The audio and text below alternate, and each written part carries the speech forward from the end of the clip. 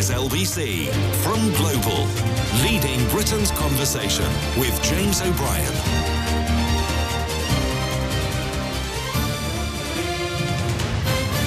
Three minutes after 10, and well, I know that I'm right because he said so. It's the beginning of building a new country, but they have no Navy, they have no Air Force. It's all over. The war is over. He told us that it was. So, things that you need to know about early doors today. I think the first is that NATO is a defensive alliance.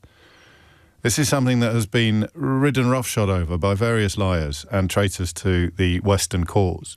When people like Nigel Farage talk about NATO threatening Russian interests in places like Ukraine, they are being both liars and traitors because they are parroting Kremlin propaganda, although Nigel Farage, as far as we are aware, has never been paid for doing so, unlike his close friend and former protege Nathan Gill. But they are also completely misrepresenting what NATO is. It is a defensive alliance. So if an act of attack, if an act of offence is taken against a NATO member, then it triggers the article that prompts all NATO members to join in the response. The United States of America, the only NATO member, I think in recent memory, if not ever, to have triggered, I think, Article 5, and therefore we sent many, many troops to Afghanistan, of course, including the hundreds that died from the United Kingdom, the ones that Donald Trump insulted not that long ago.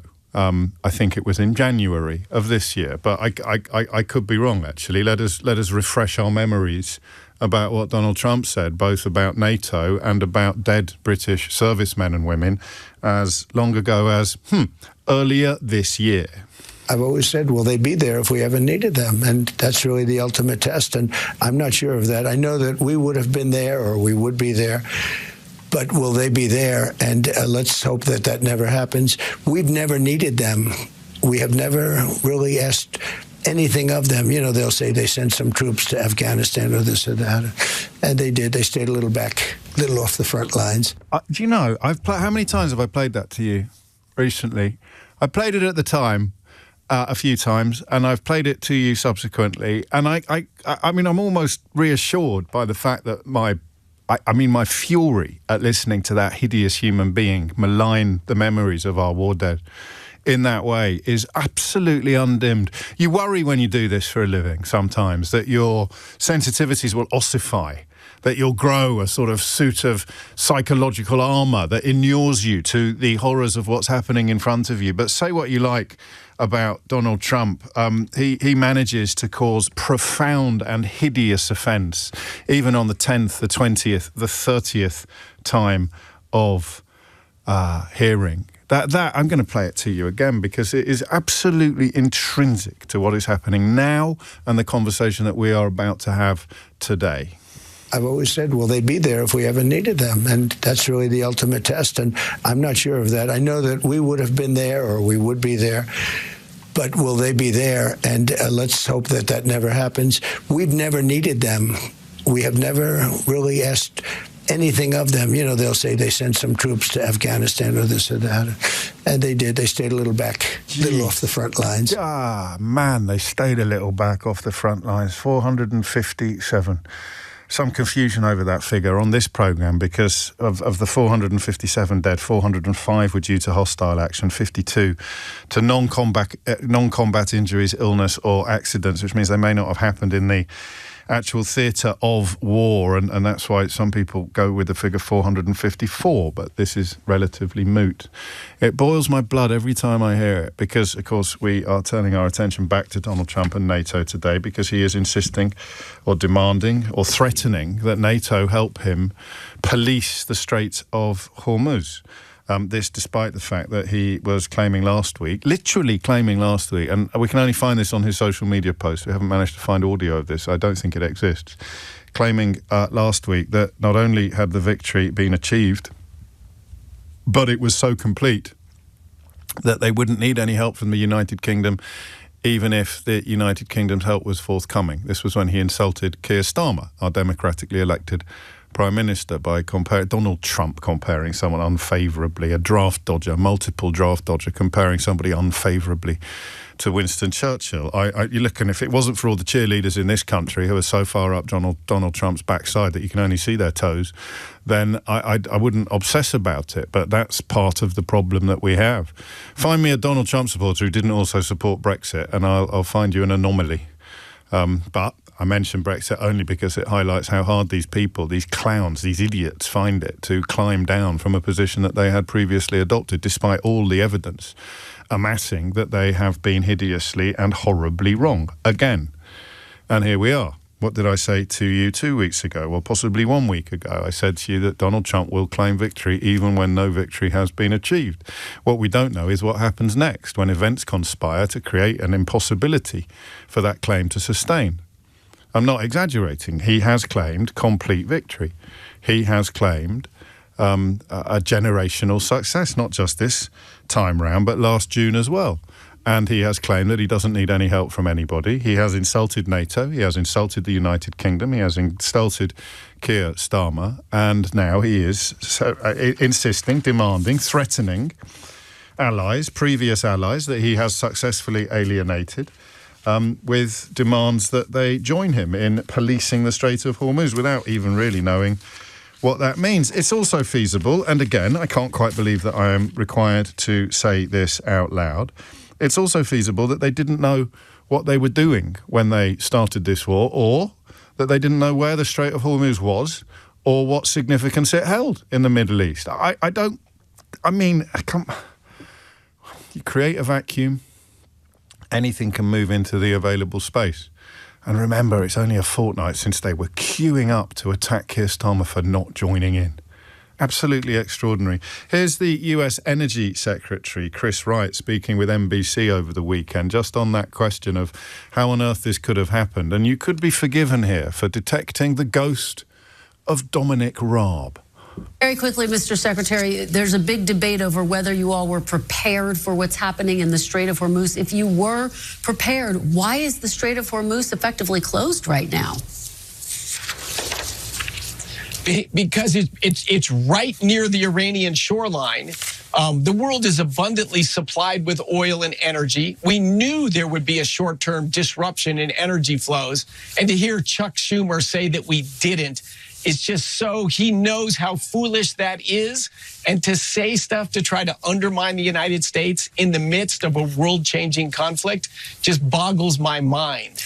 But this mission was carefully planned out. It's been superbly executed. On the other side, we'll be in a much better place. The greatest driver of terrorism in the world, the greatest threat to global energy supplies, will be defanged. Yes, we have disruption to get there, but we're going to be in a much, much better place in the not-too-distant future. Of course we are. We just didn't realise that the Strait of Hormuz was just off the Iranian coast. It reminds me of Dominic Raab only realising how much trade there was between Dover and Calais after he had become Secretary of State for Brexit.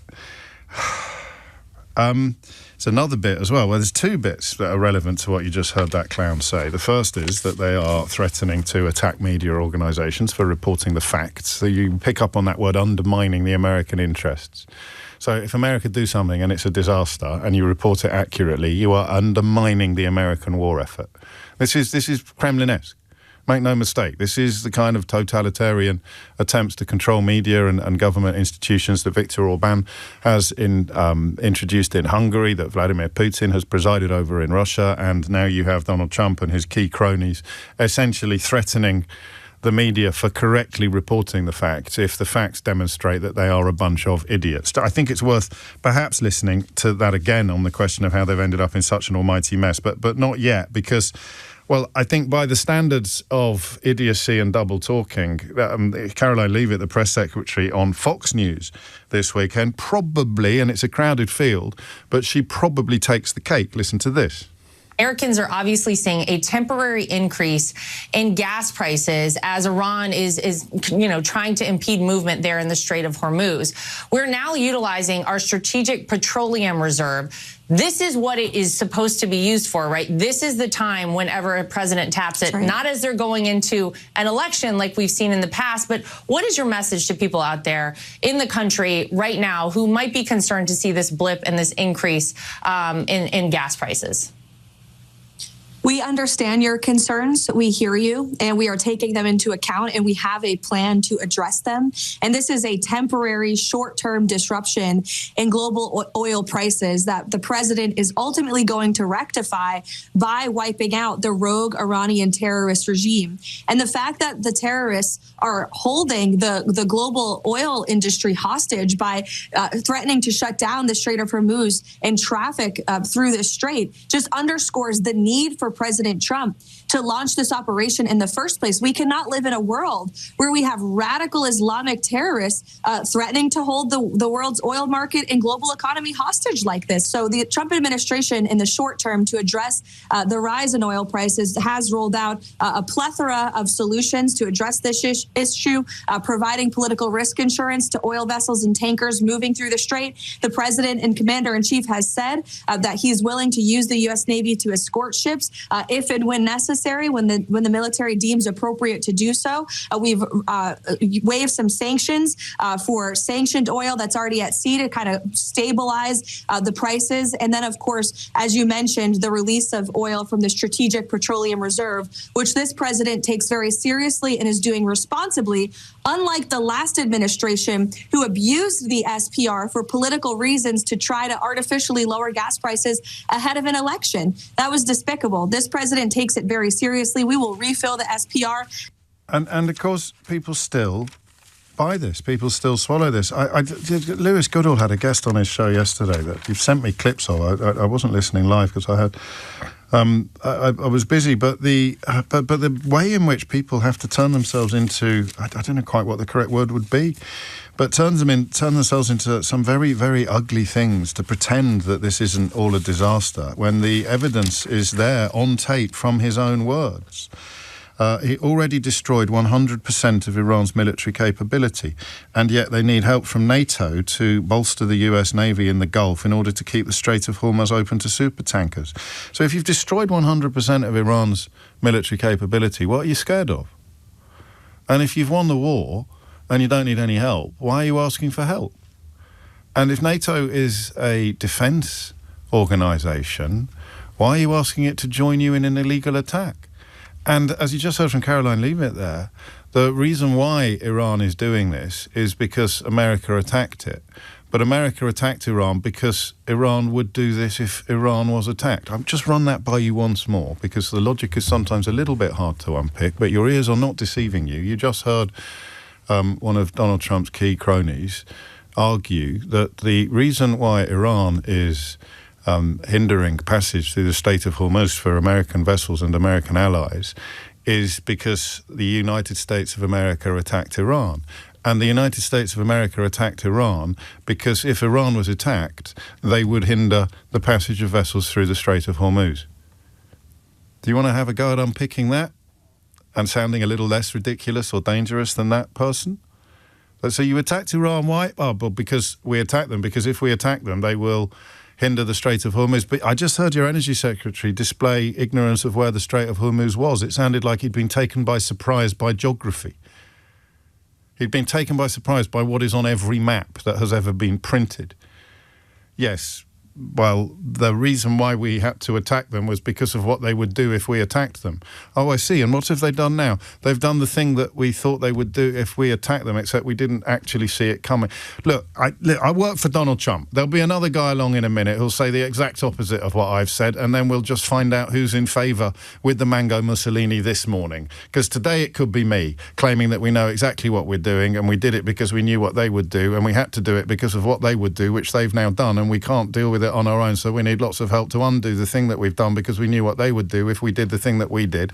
And then tomorrow someone else will be along to say, oh, who knew? The Strait of Hormuz, eh? Whew, who saw that coming? Near Iran, you say? Oh, well, I mean, you can't blame us for not knowing that. We might be the most powerful military in the history of humanity, but we don't know how to read a map, lads. Come on, give us a break. We got rid of all the map readers during Elon Musk's Doge cuts. We don't need map readers. Maps are woke. Maps are woke. Everybody knows maps are woke. We don't need maps.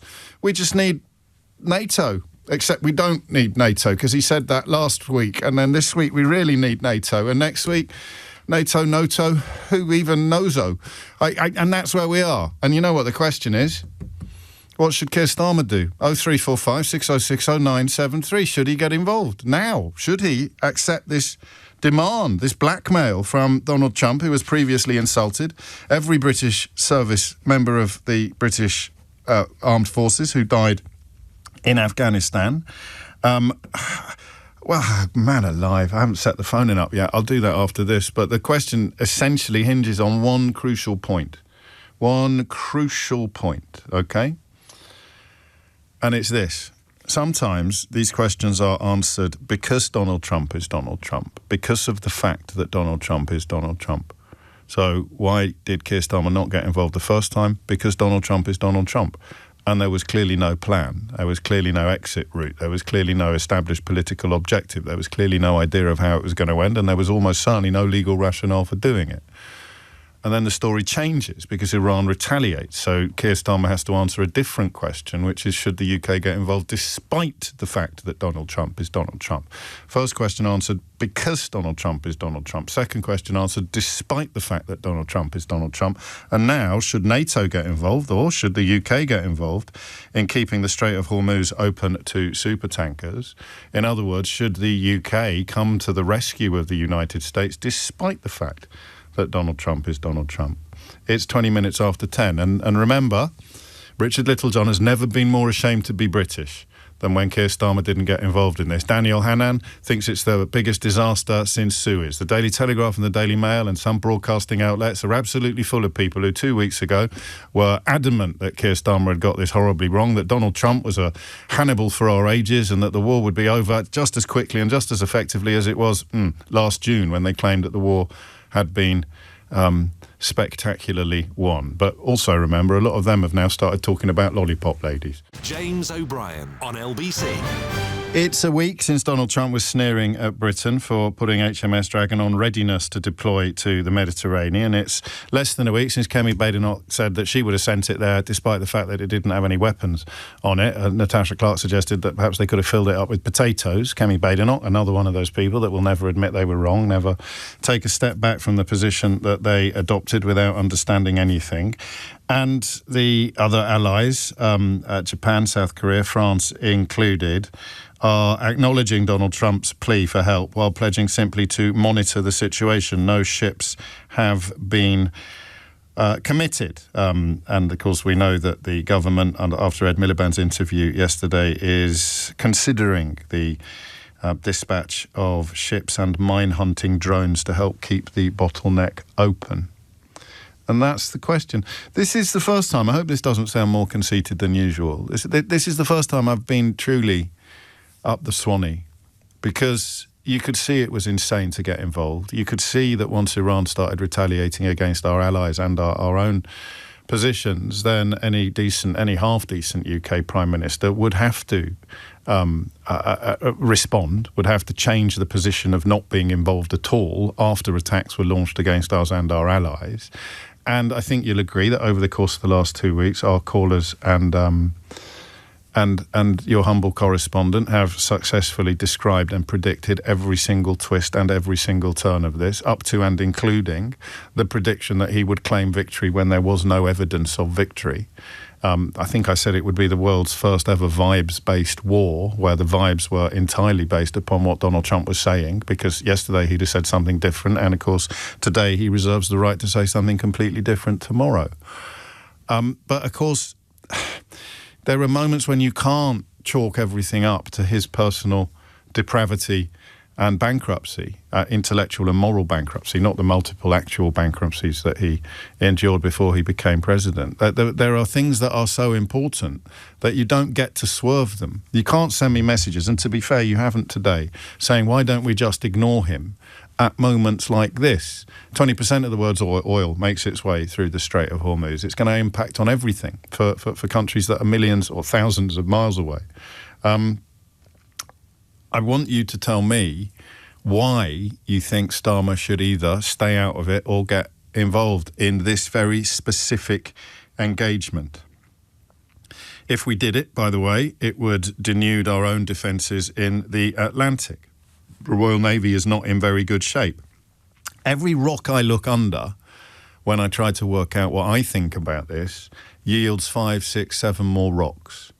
The idea that it's an easy question to answer, I'm afraid, is naive. The idea that you and I are qualified to answer it in a meaningful and substantive way is ambitious. It's the first time since we started discussing all of this that I have felt that little frisson of fear that we are kind of just wasting our time because none of us know enough to know what we think should happen next. But I think we know enough, and there's every possibility, as often happens on days like today, that you already know a lot more than I do. So draw on whatever it is you need, draw on whatever it is that you have to tell me whether or not Keir Starmer, having been belittled and insulted, and we're still subject to these ludicrous tariffs, whether or not Keir Starmer's duties to the national interest are best served by joining Donald Trump in his hideous exercises in Iran or telling him to sling his hook. Perhaps you can describe some sort of diplomatic middle ground. And that's the phone-in today. My apologies, genuine apologies for not getting to it sooner, but we got there in the end. Should Keir Starmer, in the national interest, and that's a nuanced picture, because doing anything that Donald Trump wants us to do, in the certain knowledge that he will insult us tomorrow, absolutely certain knowledge that even if you handed him everything he asked for on Monday, by Tuesday tea time, he could be absolutely insulting you and your war dead. Not just you, but your actual war dead. So that's the national interest. These moments are impossible to pin down, but that's what I'm asking you to do. How should Keir Starmer respond to Donald Trump's demands for help in the Strait of Hormuz?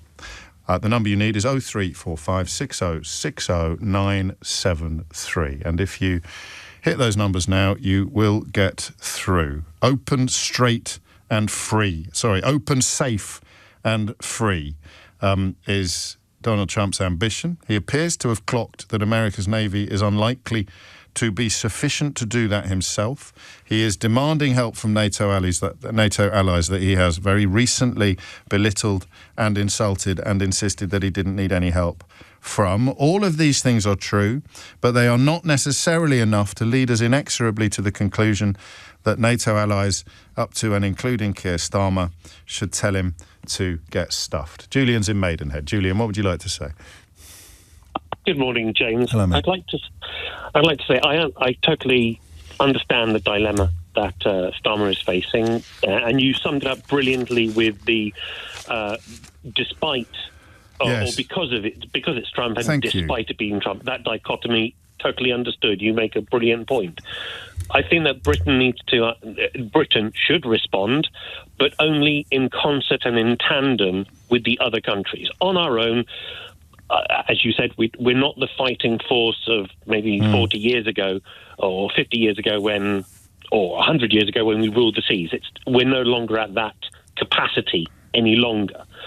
So on our own, I don't think we can make as much of a difference. I also think that we should not be doing this, helping out America directly, as in on our own, in tandem with the other countries that recently showed a unity in saying, no, there's the line, you crossed it, we're not having this discussion. So if Canada, Australia, the European Union, the United Kingdom and other countries come together and say, what do we want out of this? Trump is transactional. let's have transactions. Sorry, I'm just making noises like a performing seal. No, you're very. Are you okay? I'm fine, thank okay? you. I am absolutely fine. Right. Do you know what? I was internally debating whether or not I was interrupting you too soon, but I find that word transactional fascinating. I don't know if it's true anymore. And it made sense, and it denudes him of morality, of course. Everything is about the quid pro quo. But I don't think he is transactional. I think you can give him all the quids and you won't get any quo in return. Look at the state visit. We rolled out the red carpet. 10 minutes later, he's insulting all of us. That's not a transaction. What is then? What is it? Talk to me about the transaction in place here then. So if you want our assistance in don't this... say, are you okay again like that? It makes me giggle. Stop it. I beg your pardon? I said, don't say, are you okay like that again when I start making silly noises on the programme, otherwise we'll be here all day. I'm concerned, James. I know you are, and I'm concerned. touched. Back to the transaction. I'm hearing a friendly voice suffering, and I'm concerned. What should I do, ignore you in your time of need? You sound like Donald Trump now. You sound like Donald Trump. Go on, transactions. Don't judge me by Donald Trump's own lack of empathy for somebody who's choking in the White House. I'm not like that, James. Of course you're not. Transactions. Transactions. So if he wants assistance, he can't call upon NATO to do this because it's not part of the NATO treaty to help a buddy out who's decided to go to war without telling anybody. That's not what NATO is about. NATO is a defense organization. Somebody attacks you, everybody defends you. Yeah. That was the purpose. So you want to discuss, this is not NATO, but you want to talk about our assistance? Come meet us in a place where we can discuss this, and we'll plan this together, because you guys evidently haven't. The only thing that he's done is listened to Israel, basically, to Israel deciding to go and do this. And he has decided to create an almost NATO parallel organization, this time, but with Israel. We're not in that organisation. On the Board of Peace. Well, Tony Blair is that. You've made me a little bit late for the news, but thank you. It's a nice tee up. The problem, of course, is this, and if we were to oversimplify, or at least to simplify, possibly not oversimplify, if you want to actually get the Strait of Hormuz back up and running as it was all those 3 weeks ago, you just stop attacking Iran. But the question, and why Julian is right to bring Israel into the conversation, the question is whether or not Donald Trump has the agency to stop Benjamin Netanyahu. I'm not sure he does. Certainly under the original reading for the entire war that Marco Rubio, the Secretary of State, provided, they only did it because they couldn't stop Benjamin Netanyahu from doing it on his own. So they thought they'd better get involved in order to be something. So, I mean, how do you get this to stop? How do you defuse this situation? Stop bombing Iran? Probably. But I don't know if he's capable of doing that. It is 10:32. James O'Brien on LBC. We've already won in many ways, but we haven't won enough. We've already won in many ways, but we haven't won enough. We don't need any help from anybody, but if they don't help us, then the future will be really bad for NATO. What is NATO? It's a defensive alliance. What's he asking NATO to do? Be part of an illegal offensive action against Iran. Why is the Strait of Hormuz shut for 2 weeks? Well, because America and Israel are bombing Iran. Well, was it open 3 weeks ago before they started bombing Iran? Yes, it was. Well, how do you get it to open again? Probably you stop bombing Iran. Keir Starmer's giving a speech at Downing Street at the moment, holding a news conference in which he is scripted to say that ending the war is the quickest way to reduce the cost of living. That's just true. The cost of living's gone up because the Strait of Hormuz has been effectively shut for a fortnight. And the Energy Secretary in the United States of America was taken by surprise by the geography. They didn't realise that the Strait of Hormuz was just off the Iranian coast. At least that is the only viable conclusion to take away from an interview that he gave to NBC at the weekend. If you want to hear it, you can rewind live radio, although I'll probably replay the clip a little later. And for a little bit of light relief, if you think that that's impossible and that there's no earthly way you could rise to such an esteemed position in one of the most powerful administrations in the history of humanity, then I'd like to introduce you to Dominic Raab, former Conservative politician in this country who was appointed to the heady role of Secretary of State for Brexit, shortly after which he announced that he'd been completely surprised by the amount of trade that went on between Calais and Dover. Because it didn't change his mind about supporting Brexit. Being ignorant of something as intrinsic and important as that didn't change his mind about supporting Brexit. And I've said it before and I'll say it again. You find me an idiot who has been cheerleading for Donald Trump since day one and I'll show you a Brexit supporter. And what the psychological link between those two positions is, apart from the racism, I do not know. I really don't. 10:37 is the time. But I do know this. Starmer faces yet another dilemma. And the twin horns of that dilemma are thus: join in or don't join in. Or join in very specific circumstances, quite neatly laid out under one reading of events by Jonathan in Maidenhead a moment ago. What about you? I'd listen, with the caveat and the confession that I am not confident in my understanding in the way that I have been for the last 2 weeks. I'm not fully confident in my understanding of all the moving parts that are now in place. But my instincts and what knowledge I have leads me to the conclusion that Starmer should do as little as he possibly can, up to and including, or down to and including, nothing at all. Because Donald Trump is an idiot. He is a dangerous, delinquent idiot. We can dress it up as much as we want. We can talk about compromat. We can talk about Epstein. We can talk about the absence of a plan. We can talk about Benjamin Netanyahu having Donald Trump for reasons I don't fully understand or necessarily agree with. But Marco Rubio seemed to suggest that Netanyahu has him by the short and curlies. But all of that gets filed under idiot. He is an idiot. He is a dangerous, delinquent idiot who is now waging war in one of the world's most historically volatile tinderboxes, with no legal rationale, no plan, and no end objective. So should we get involved at all? 0345 60 60973. Paula is in Gainsborough. Paula, what would you like to say? Oh, hello, James. Hello, Thank Paula. you for taking my call. This is the second time I've been brave enough to phone in. I'm very flattered. Thank you, Paula. I think Starmer is going to have to get involved, but in a very limited way, because I think we are quite exposed to all the ripple-out effects of the mess that has been created by the US, sadly. I don't think we're going to be able to stay completely out of it for very long. We've got interest, obviously, in making sure that the oil can flow through that area.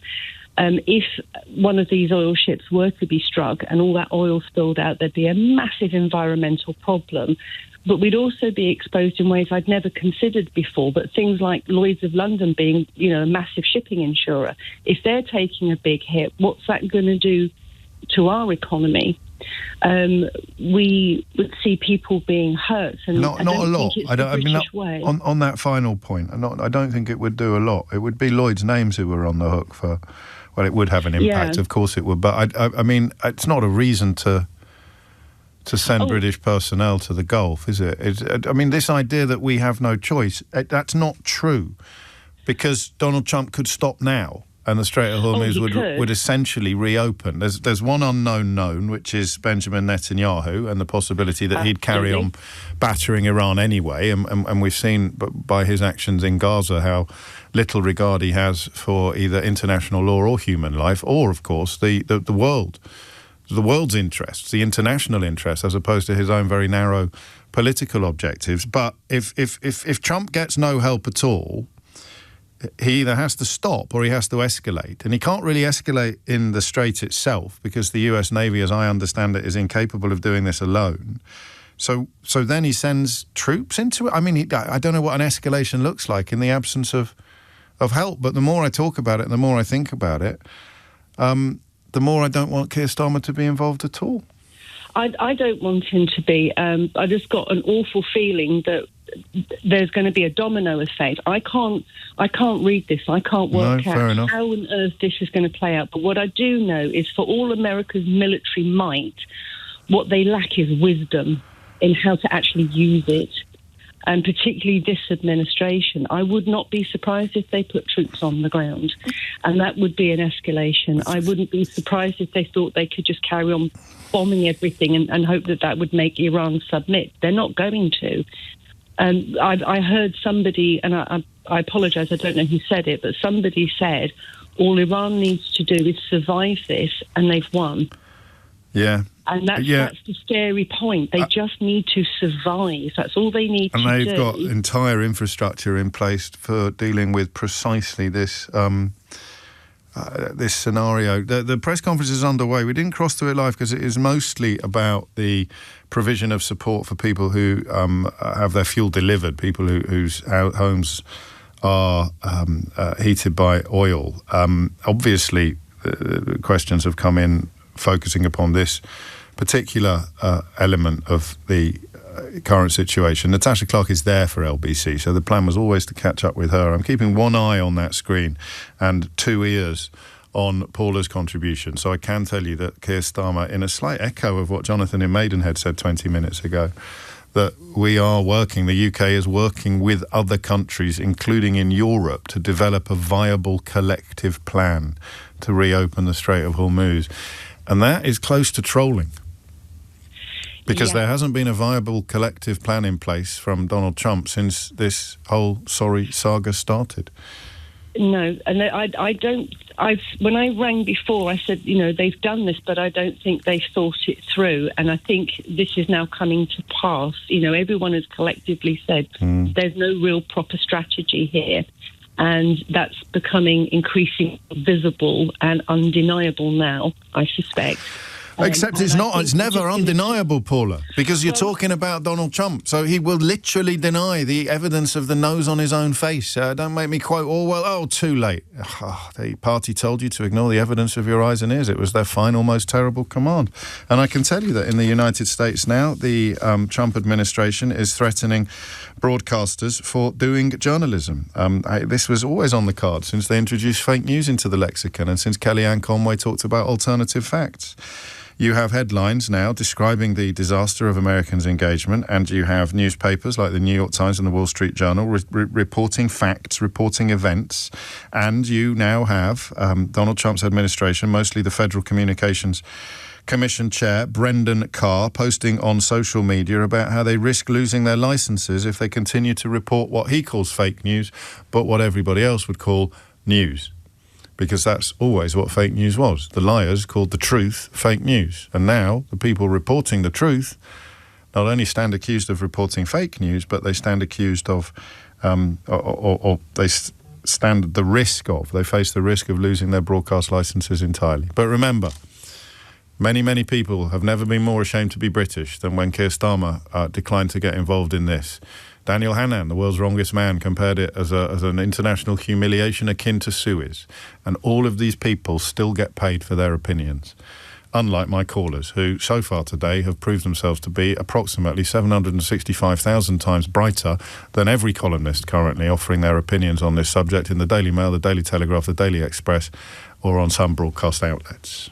James O'Brien on LBC. There needs to be a viable collective plan to reopen the Strait of Hormuz. That's something that Keir Starmer will involve himself in, along with allies, including European countries, but he has no interest in joining the wider war. All of this currently being discussed at Downing Street in the context of the support that he is offering to families regarding fuel prices. And now he's started taking questions from journalists, the first of which, actually, from Chris Mason of the BBC, straddled both of those points. I'm going to cross live now because, well, this is the juicy bit, frankly, and it would be nice to listen to it as it happens. To commit the Royal Navy now to keeping the Straits of Hormuz open. I think you're saying no to that. Is that right? And then, separately, you'll have seen the picture that ITV published of Epstein with Mandelson and the former Prince Andrew in their dressing gowns. Why, in Jonathan Powell's words, did you rush that appointment, given that Karen Pierce was prepared to stay for a few months, and that's what the US president wanted? Let me deal with the Straits of Hormuz, because obviously that's one of the pressing issues of the day. It's something I discussed with President Trump yesterday on the phone. There have been discussions going on in relation to a viable plan. We want to make sure that that involves as many partners as possible. That's been our stated objective here, particularly talking to European partners, inevitably talking to Gulf partners and to the US, because we need a credible, viable plan if we can. And as I said a moment ago, this is, to say the least, not easy. It is not straightforward, and therefore we have to make sure that we've got that credible plan in place. As to what the precise options are, as I say, mine hunting systems of ours are already in the region. We've already spoken about what we can do in relation to anti-drone capability. But this isn't just about what the UK can do, it's about how we play a part in bringing others together behind a viable plan. So that's where we're at the moment. Well, we're looking through the options. It is difficult, of course, it's difficult. There's no hiding that. But that's what we're working on in terms of a viable plan, because ultimately we need to get the straits opened. Otherwise, the price of energy will remain very high for reasons that everybody understands. So it's part and parcel of what we're doing on the cost of living. In relation to Mandelson, look, the independent advisor has looked at the tail end of last week at the process we went through, and he said it was the proper process. Look, the process wasn't strong enough, and that's why last year I moved to strengthen the process, and we'll strengthen it again. My reflection is the process wasn't strong enough. The process was followed, but was the process strong enough? No, it wasn't. Now, I recognise that back in September, when the Bloomberg emails came to light, and it was then that I started the process of strengthening it, and will continue to do so. Thank you, Robert. Beth, can I come to you? Yeah, thank you. Beth Rigby, Sky News. Prime Minister, people are worried sick at the prospect of their energy bills going up by £300 or more after June. The Conservative government back in 2022 capped bills for all households through an energy price cap. It cost about £40 billion. You're not going to do this, are you? Can you just level with people that wealthier households are going to have to suck some of this up? And on the Mandelson files, your National Security Advisor said the process was, quote, weirdly rushed, and Mandelson was appointed before developed vetting had been complete. You told MPs in the House of Commons that due process was followed. Is there a possibility that you have misled the House when you said that? Thank you. No, and the independent advisor looked at that very question, I think, on Thursday or Friday of last week, and answered it very robustly, that the process had been followed. The process wasn't strong enough. And amongst the changes that I intend to put into place is the fact that you can't announce someone until the vetting is finished. It wasn't an individual decision in the Mandelson case, that was the process. Well, you only have to look at that in the light of the appointment to realise that that needs to change. But on due process, the process that was there was followed. The problem was the process wasn't strong enough. But ultimately, it was my mistake, and I have apologised for that, and quite right too. In relation to the wider point about energy bills, because I do know how worried people will be about this, and as I said, I've been to a number of community centres across the country where you can feel that, and I'm not surprised. We're not ruling anything out, but it is very difficult to say at this juncture what the position will be in July, which is when the current energy cap runs out, or what the position will be in September. And obviously our focus at the moment is de-escalating, dealing with the straits, and trying to find a way to limit the impact. My instinct is always to help working people in a situation like this, hence the energy price cap that we put in place. In fact, reducing energy bills, which is one of the measures at the budget, and making sure that is held until June.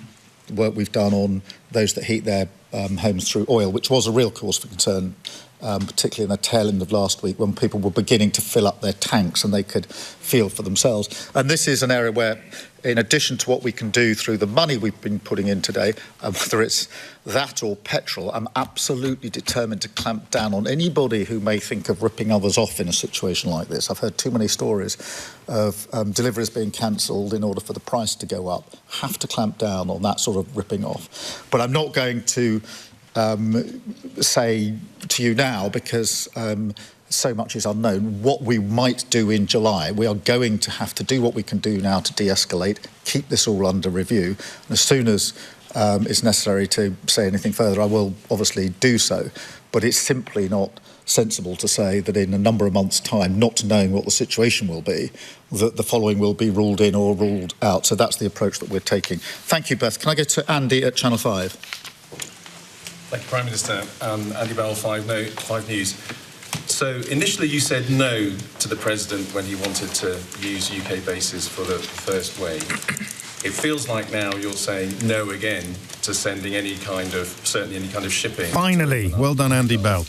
Are you basically saying to him, there is no military way of opening up the Straits of Hormuz, we have to go for de-escalation, and presumably you must be getting worried now that your relationship with the President is getting pretty frayed? Well, just to go through this in order, I said no to get involved in the initial offensive action and getting drawn into the war, and I stand by that decision. As I said a moment ago, many people criticised me heavily for that decision and indicated that they would have rushed into the war, only, in my view, for them to backpedal a week or two later when they saw the consequences of what action they would have taken had they been Prime Minister. In relation to the defensive action, whether it's what we're doing in the region, have been doing since the few hours after the conflict started, or whether it's the use of our bases, that is in collective self-defence of our people in the region and our bases.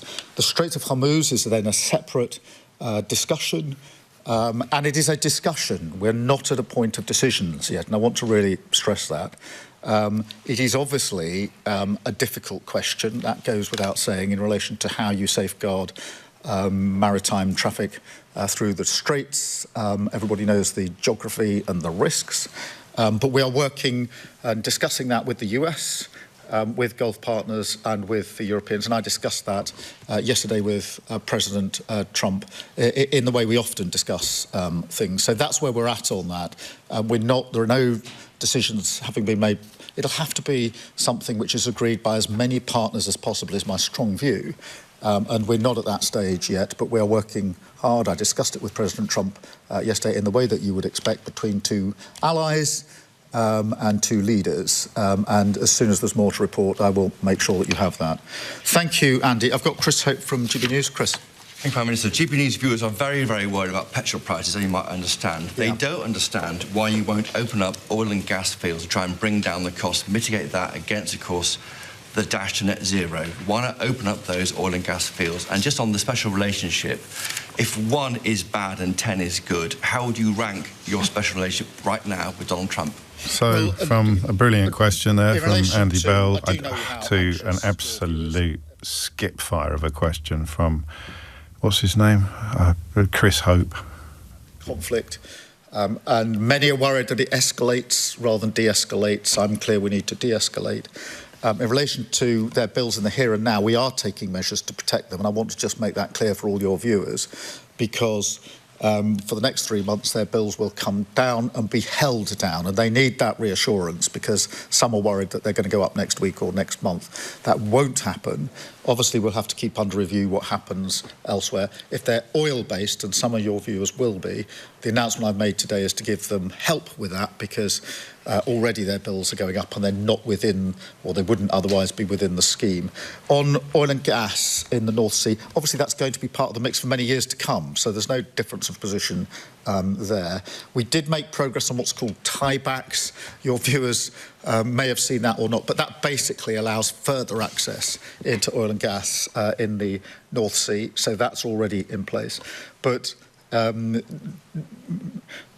question I'm answering or trying to address at all times is what are the measures that are actually going to take money off bills now or in the foreseeable future, and that is by ensuring that we've got a better mix of renewables and that we go to renewables. And there's no denying, because we've seen this firsthand now, we saw it in Ukraine, we saw it in the 12 Days War, we're seeing it again now.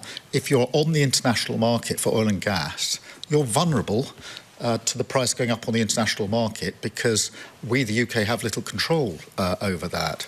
And our North Sea oil doesn't give us control over that because we sell onto the market. What gives us control is renewables, our own homegrown energy, which is then more secure and more independent, which is why I think that we should go further and faster in relation to renewables. Let's get control of our own energy so that whatever's happening on the world, We control what's happening in this country. And I think for many people, they'd say, by whatever means you do it, get control of energy so I don't have to keep worrying that my bills are going to go up and down. I want to get to that place as quickly as possible, Chris. Thank you very much.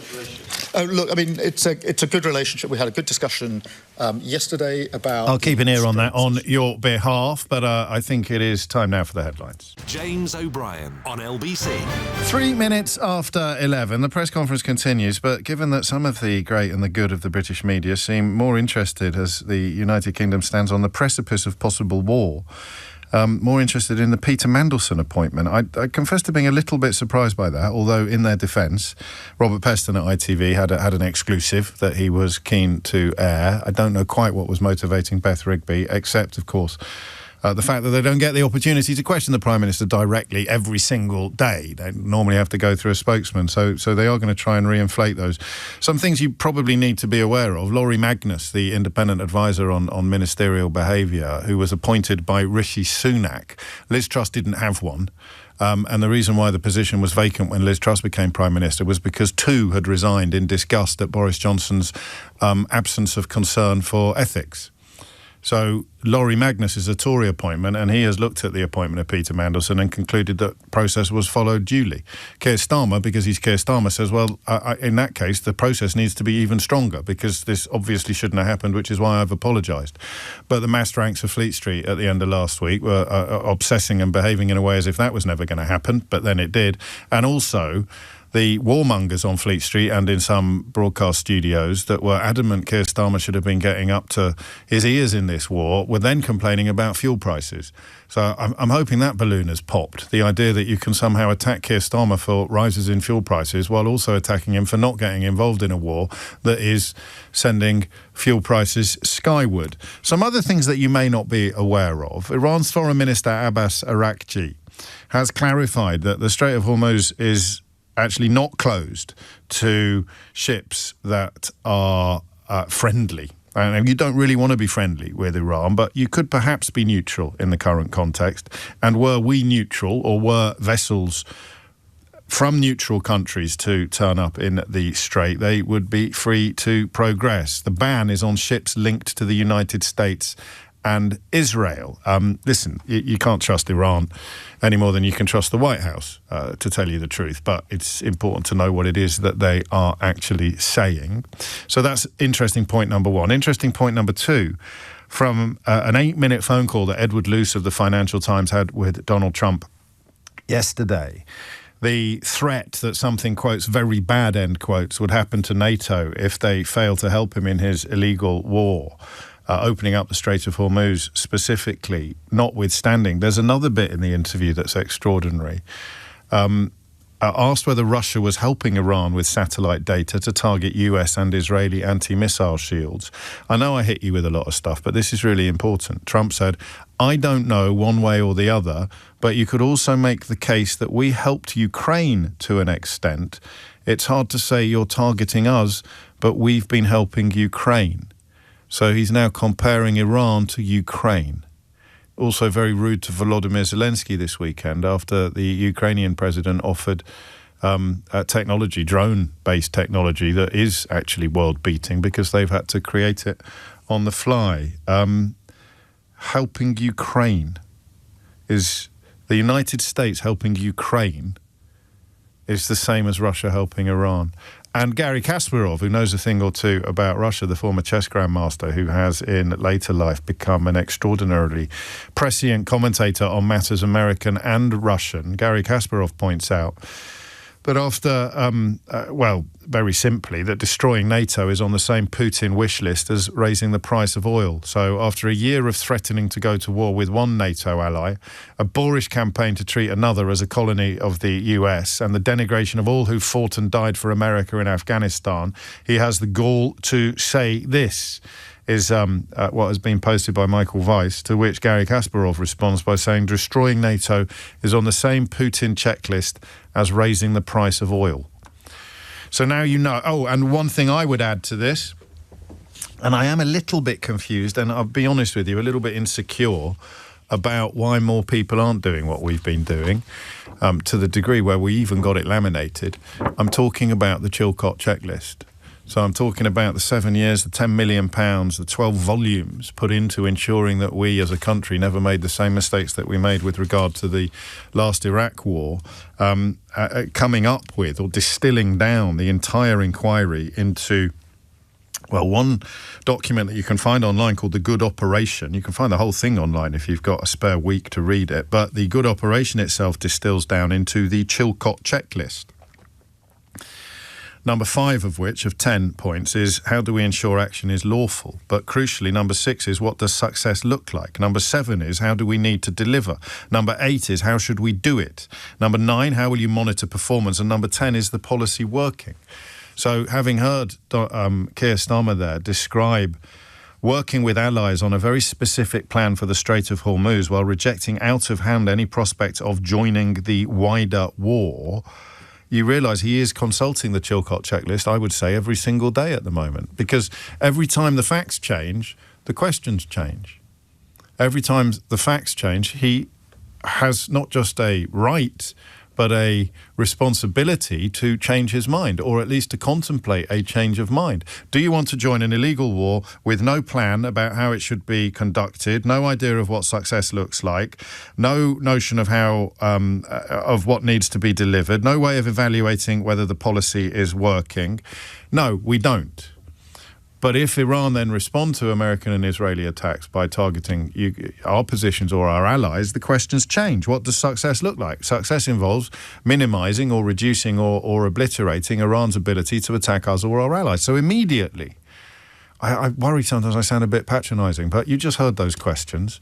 It's as if none of the people in that room, with the possible exception of Andy Bell of 5 News, have even read this.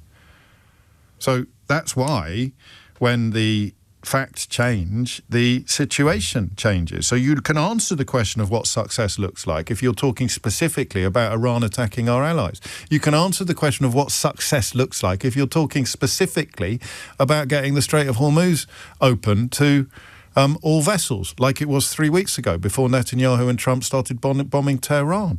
You can answer the question of what we need to deliver. What you can't answer yet is how we could do it. Point 8, planning and doing, which is why they are currently in talks with allies, including European countries, to discuss how we would do it. And that then leads us to how will you monitor performance and is the policy working?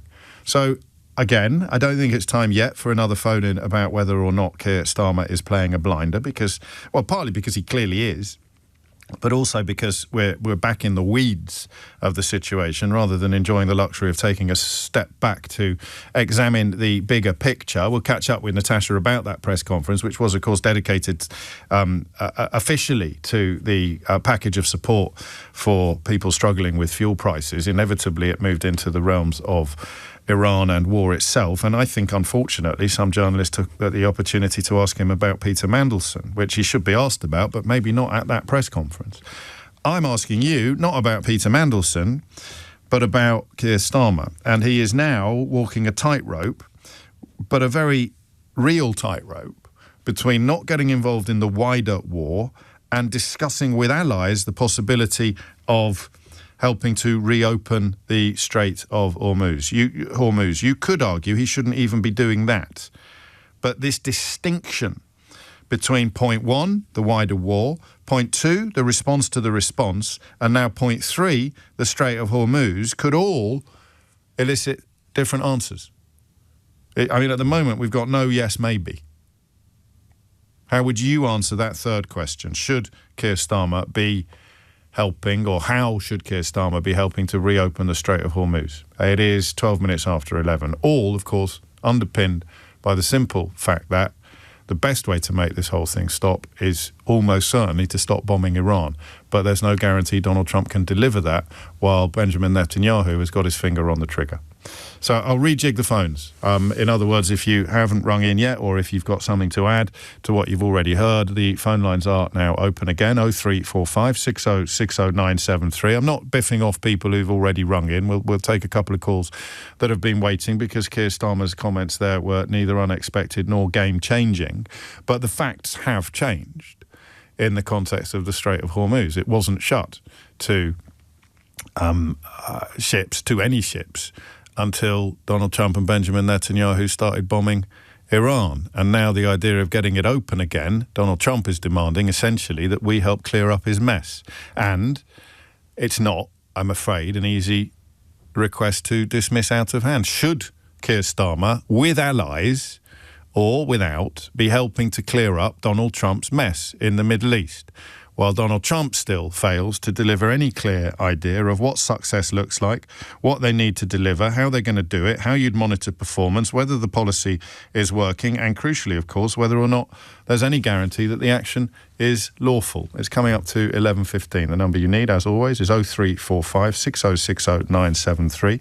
The question is, essentially, is Keir Starmer getting it right? If not, what should he be doing differently? And if, like me, you feel not your brain is tiring, but the crucial distinction between making a decision based on the fact that Donald Trump is Donald Trump and then making a decision despite the fact that Donald Trump is Donald Trump, I think this one is a despite. The wider war was a because. You can't follow a man like that into an illegal war. You shouldn't really follow anyone into an illegal war, but a delinquent, deranged toddler, absolutely not. Then you're faced with a question based on the fact that Donald Trump, despite the fact that Donald Trump is Donald Trump, so despite the fact that Donald Trump is Donald Trump and a delinquent, unreliable, dangerous toddler, should Keir Starmer be helping to clear up his mess? Your thoughts after this. James O'Brien on LBC. 16 minutes after 11 is the time, so we're back in the zone, and the zone is essentially asking the question of whether or not Keir Starmer is getting this right. He clearly got it right the first time, despite, as he just reminded us there, all the people queuing up to insist that he'd got it wrong. Kemi Badenoch, of course, adamant that she would have sent a warship that was not equipped or armed straight to the Middle East upon Donald Trump's demand. Donald Trump says so when he shouts, jump. Kemi Badenoch appears to shout, how high? And then a week later say, I never said how high at all. Like, no. I had a brilliant plan. It just goes to a different school. And then the various right-wing commentators, almost all pro-Brexit, which I think is relevant, because psychologically it's fascinating that people can't admit the scale of their error, even when the evidence is slapping them around the face on a daily basis.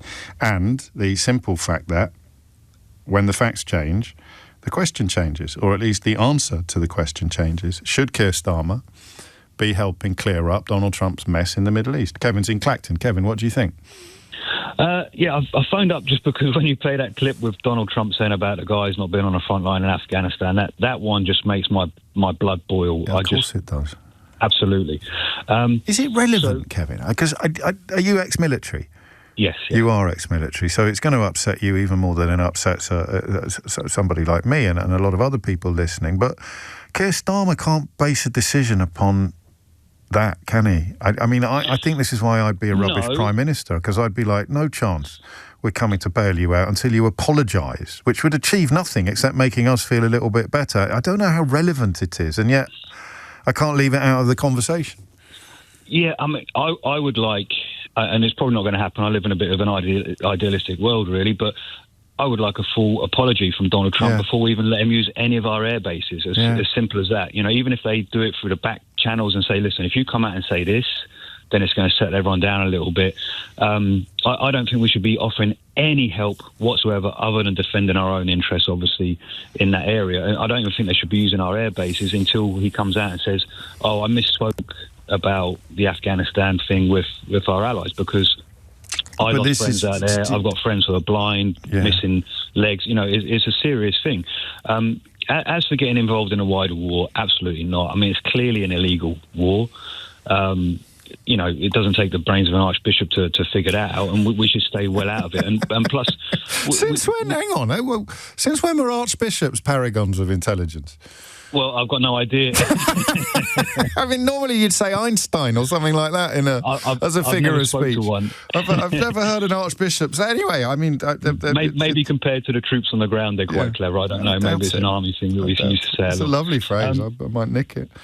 But it wouldn't make any difference, the apology, would it? In the great scheme of things, it would just make us feel better about getting involved in this specific exercise. I agree with that, but at the same time, I'm just like, how can we have this madman just saying whatever he wants when he wants without any kind of consequences? There's no diplomacy there at all. As for getting the Straits of Hormuz open, I see. It's again simplistically. There's two ways to do it. One, a complete regime change of Iran with a friendly regime that is happy to let ships go in and out. That's probably a 10-year project that might never ever happen. If it were to be externally imposed, it would be a long and messy war with no guarantee of success at the end of it, as we've discovered in Iraq and in Afghanistan and even in Libya. Yeah, the Americans don't have a great track record. I mean, I study a lot of military history now. Americans haven't won a war since 1945, so they don't, as much as they like to brag. Excuse me, he's won this one. Yeah, well, I mean, in which case we don't need to offer him any help. And he's ended 8 others. I think it's 9 now. If you include this one, that's 9 wars he's ended, including the one that he started and didn't need any help with. But anyway, we digress slightly. I can't listen to the man, no. So that's option 1 is a change of regime in Iran, which most people would welcome, but you need to know how it's going to be achieved before you actually turn it into a government policy. Option 2 is just not bombing them anymore and returning to where we were a month ago. Yeah. Yeah, I mean, and I think that's the only 2 ways that really is the only 2 options on the table. Talk to Iran and de-escalate and figure out a way to bring them back to the table and get the straits open, no matter how much that is uncomfortable to people to be dealing with a regime like Iran. But we do have friendly allies that don't have great regimes either. I mean, you can point out many of our allies in that area that aren't particularly nice regimes to a lot of people. So, we can have discussions with regimes we're not particularly comfortable with. I'm not particularly comfortable with being an ally of America right now, but that's how it is. So that is diplomacy, isn't it? It's not a zero-sum game. It's about compromise and negotiation, and the idea that we should have followed blindly into a war that had no end game, no clear objectives, no definition of success, and no legal basis was one for the ages, except, of course, that it was about 80% of the commentating class in this country, if not more. 22 minutes after 11. Kevin, thank you. Remember, you can grab Kevin's phone line if you're quick, 03456060973. The question essentially is, once again, about whether or not Keir Starmer is getting it right, but with different detail, because today it's about the Strait of Hormuz. And, that point Kevin just made, again, I don't think you can labour this too much, talking about a negotiated solution, because Donald Trump said, Iran have asked to negotiate a solution and I said no. And Iran came straight out and said, no, we haven't. And here is a question for you, because you know that the Iranian regime is objectively hideous. They do terrible, terrible things to their own people. You also, as Kevin reminded us, know that many regimes in the Middle East are pretty much objectively hideous. Israel, for example, is the only one that's recently committed a genocide, according to many, many observers and experts. But you look at it, and now you have to ask yourself, who do you believe? The White House or Tehran? Who do you think is a more trustworthy describer of events? Donald Trump or the Ayatollah's spokesman? That's a rhetorical question, this, or at least I'm not going to answer it. I'm just highlighting to you where we are now as a consequence of people in the UK falling for the idea that Donald Trump was A, not a delinquent, and B, somehow interested in us.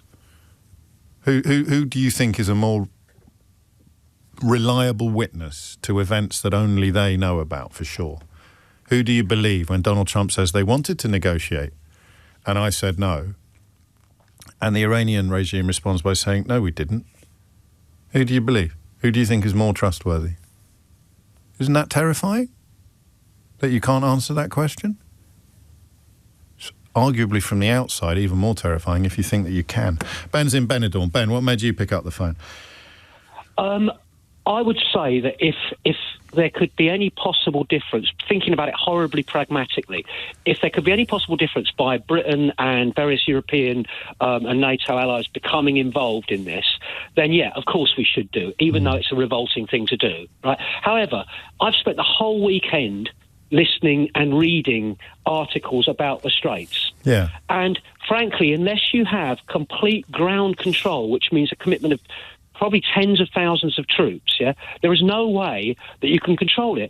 Therefore, there's no point in us getting involved, because we will get nothing out of it unless we decide alongside America to commit tens of thousands. Well, we wouldn't be able to commit tens of thousands. You're missing one thing. And I am as well, and you've clarified it for me, because you're talking as if the military option is the only option. When Starmer talks about a viable collective plan that he is discussing with allies, that doesn't necessarily have to be a military option. No, but I don't think. I mean, let's assume for a second that Donald Trump decides he's going to call it a victory and just leave. Yeah. Right. I think that what the Iranian regime has realised is that actually, if he declares victory, but they just carry on bombing Dubai, bombing our Middle Eastern allies, then Trump will look like a loser. And I think they want to impress that upon their population. That would strike me as being both domestically very important, but also internationally extremely important. Secondarily, I think that whatever happens now, in order for Iran to actually strike a deal, they would want something quite extraordinary. Because remember, the last two deals we've struck with them, we as the West, I've spoken about, we've reneged on both. So we would have to have cast iron guarantees. Trump has reneged on them. Yes, Trump has reneged upon them. But so why would they sign anything with him again? God, I'd missed that. I'd do my best, Ben. But I'd missed that any negotiated settlement is undertaken in the full knowledge that the other signatory is about as reliable as a chocolate teapot. Exactly. So I don't think there's a good option. Like I say, if you could say pragmatically, awful as it is, if we could keep the straits open, let's commit the Royal Navy. But actually, every single person says that's impossible without a massive land invasion.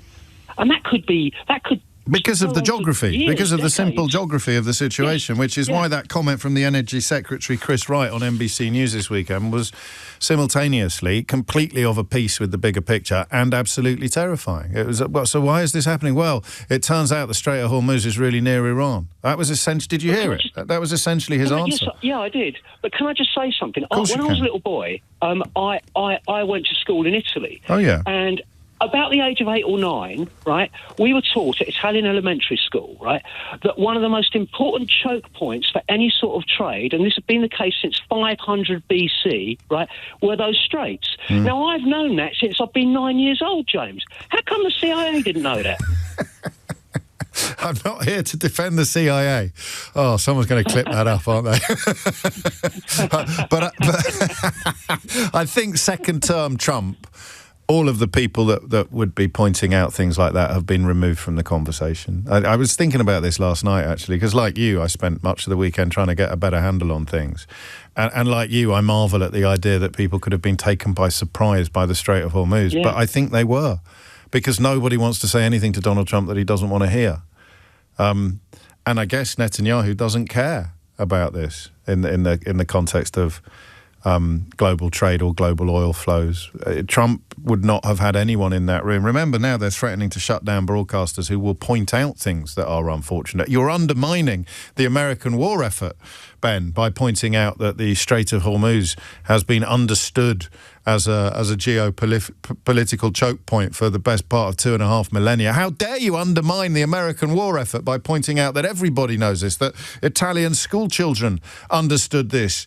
How dare you you traitor, you Lord Haw de nos jours. And that, of course, is not an exaggeration. That is what Brendan Carr, the Federal Communications Commission chair, is now posting on social media, accusing actual journalists of doing fake news, while, of course, amplifying and punting the barefaced and blatant lies that are told by the actual president, up to and including, we have won the war and we don't need any help from anybody. Which, of course, is the sequel to 9 months ago when they had another war that they claimed they'd won so effectively that Iran's capabilities had been completely obliterated. And then this week, or this weekend, the claim that Iran has had all of its military capabilities removed, but is somehow still capable of attacking ships in the Strait of Hormuz. Here's a question for you. If you've had all of your military capability removed, but you're still capable of attacking ships in the Strait of Hormuz, what are you attacking them with? Potatoes? Are they all just lining up on the shore and throwing fruit at these big oil tankers? Because if you've had your military capability completely destroyed, and he told us the number, he gave us the figure, this isn't an opinion, this is counting, he said 100% of their military capability has been completely destroyed. 9 months after, he told us that 100% of their military capability had been completely destroyed for generations. So what are they doing? How are they attacking the ships? What's the threat that he needs NATO's help with from a country that now has zero? Because if you've destroyed 100%, I have an O-level in maths, if you've destroyed 100%, what you're left with is zero. So they have 0% of their military capability, but they're still capable of attacking ships to such a degree that it needs help from NATO. Months after threatening to invade a NATO ally, of course, in the case of Greenland. James O'Brien on LBC. 33 minutes after 11, we heard bits of Keir Starmer's news conference at Downing Street earlier this morning. Natasha Clark, our political editor, heard the whole thing. She was, to paraphrase the best musical ever written, she was in the room where it happens, and she joins me now. Natasha, a quick roundup, if you would. Morning, James. Yes, I think the main sort of takeaway from that press conference is Keir Starmer saying that he is working with our UK allies on some form of plan for how to get shipping through the Strait of Hormuz. Of course, the pair, we understand, spoke last night. Keir Starmer and Donald Trump spoke last night on the phone to talk about that. And we heard over the weekend the president calling on other nations to join a naval coalition to ensure that ships are able to get through. But country after country in the last 24 hours has distanced themselves from President Trump's plan. And many have said that they don't want to take that risk of escorting military vehicles through that strait because of the risk of obviously retaliation and confrontation from Iran. Here was what the Prime Minister had to say on the plan that he and other allies is working on. We want to make sure that that involves as many partners as possible, particularly talking to European partners, inevitably talking to Gulf partners and to the US, because we need a credible, viable plan. This is, to say the least, not easy. That was Keir Starmer speaking at Downing Street just a few moments ago. Now, it's fair to say he didn't completely rule out any future action. He said that we were not at the point of making any decisions on what to do at the moment, and that he was talking to Donald Trump and talking to others about a considered plan. He again used the words that he used a couple of weeks ago about the idea that any military action that the UK gets involved with must be based in international law, must have legality, and must have a clear plan. So clearly the Prime Minister having another diplomatic line to toe, trying not to further upset Donald Trump, who over the weekend has made yet more disparaging remarks about the UK Prime Minister. But Donald Trump obviously trying to push Keir Starmer and trying to push other countries to go even further. The Prime Minister also used this press conference to announce some more support for poor households who pay through heating oil to heat their homes. It's of course soared in price due to the conflict in Iran. The Prime Minister announced £53 million worth of help for those poor households. We don't have exactly the details of who it will be, but the Prime Minister says he hopes that it will get to those who need it very quickly. He was also asked about whether the government might intervene in the coming months. Of course, we know that the energy price cap is in place for now, so it means that people will be protected for the next couple of months. Of course, there are major questions about what happens after that. The Prime Minister refused to rule out another energy bailout in the style of that Liz Truss was forced to intervene in her very short tenure in Downing Street. It cost £40 billion, if you'll remember at the time. He said all options were on the table. They're not going to rule anything out. And finally, James, obviously lots of people concerned about the cost of fuel. There have been experts today warning that the government might have to look at the possibility of fuel rationing if the conflict continues to go on. He was asked about this at the press conference this morning. Number 10 said there was no risk to the UK's supply of fuel, but the Prime Minister said they were doing all they could and keeping a close eye on the situation. In relation to the supply of energy, obviously we're taking all necessary measures to make sure there is the right supply of energy. It's really important that we do so, and it will always be a mix of oil and gas and renewables. We're actually using more renewables now than we were in 2022. which is helping in relation to supply, but we'll keep that under constant review. So the Prime Minister sort of saying essentially that they will be keeping a close eye on it, but like I say, there's no need to worry at the moment, no need for sort of panic stations at the moment. Number 10 trying to calm any fears of supply, at least for the moment. But it is fair to say that there's lots of work going on in different government departments.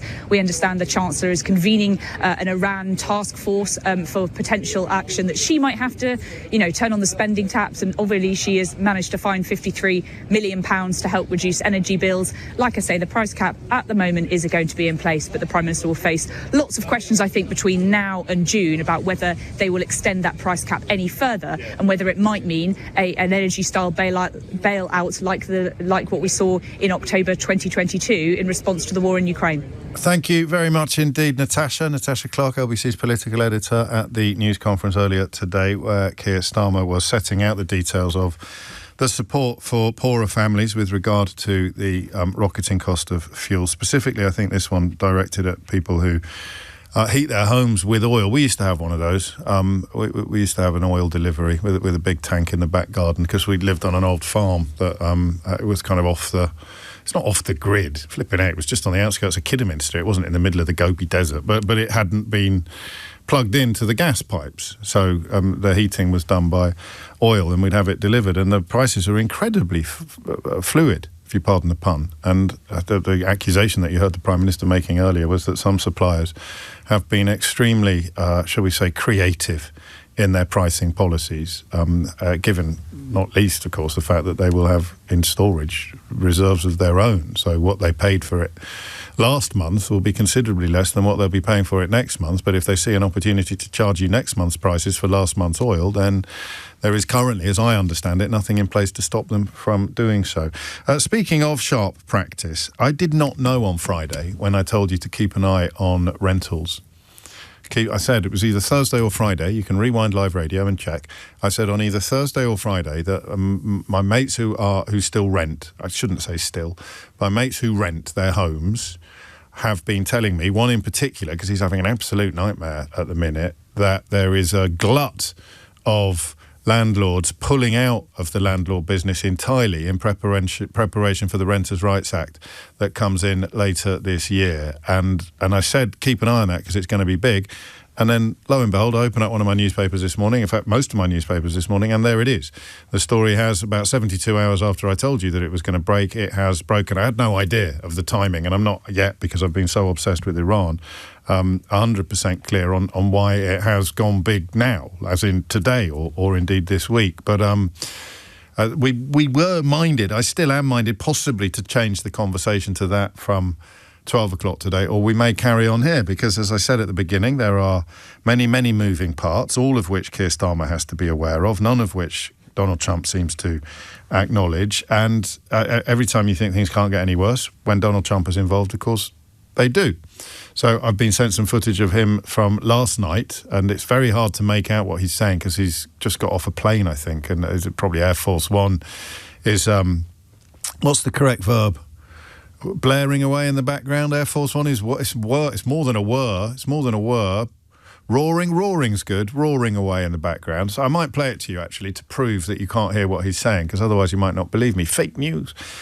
So this is what we think he said. This is Elliot's put together a transcript. Who is producing the show this week. It's a place where they get their energy.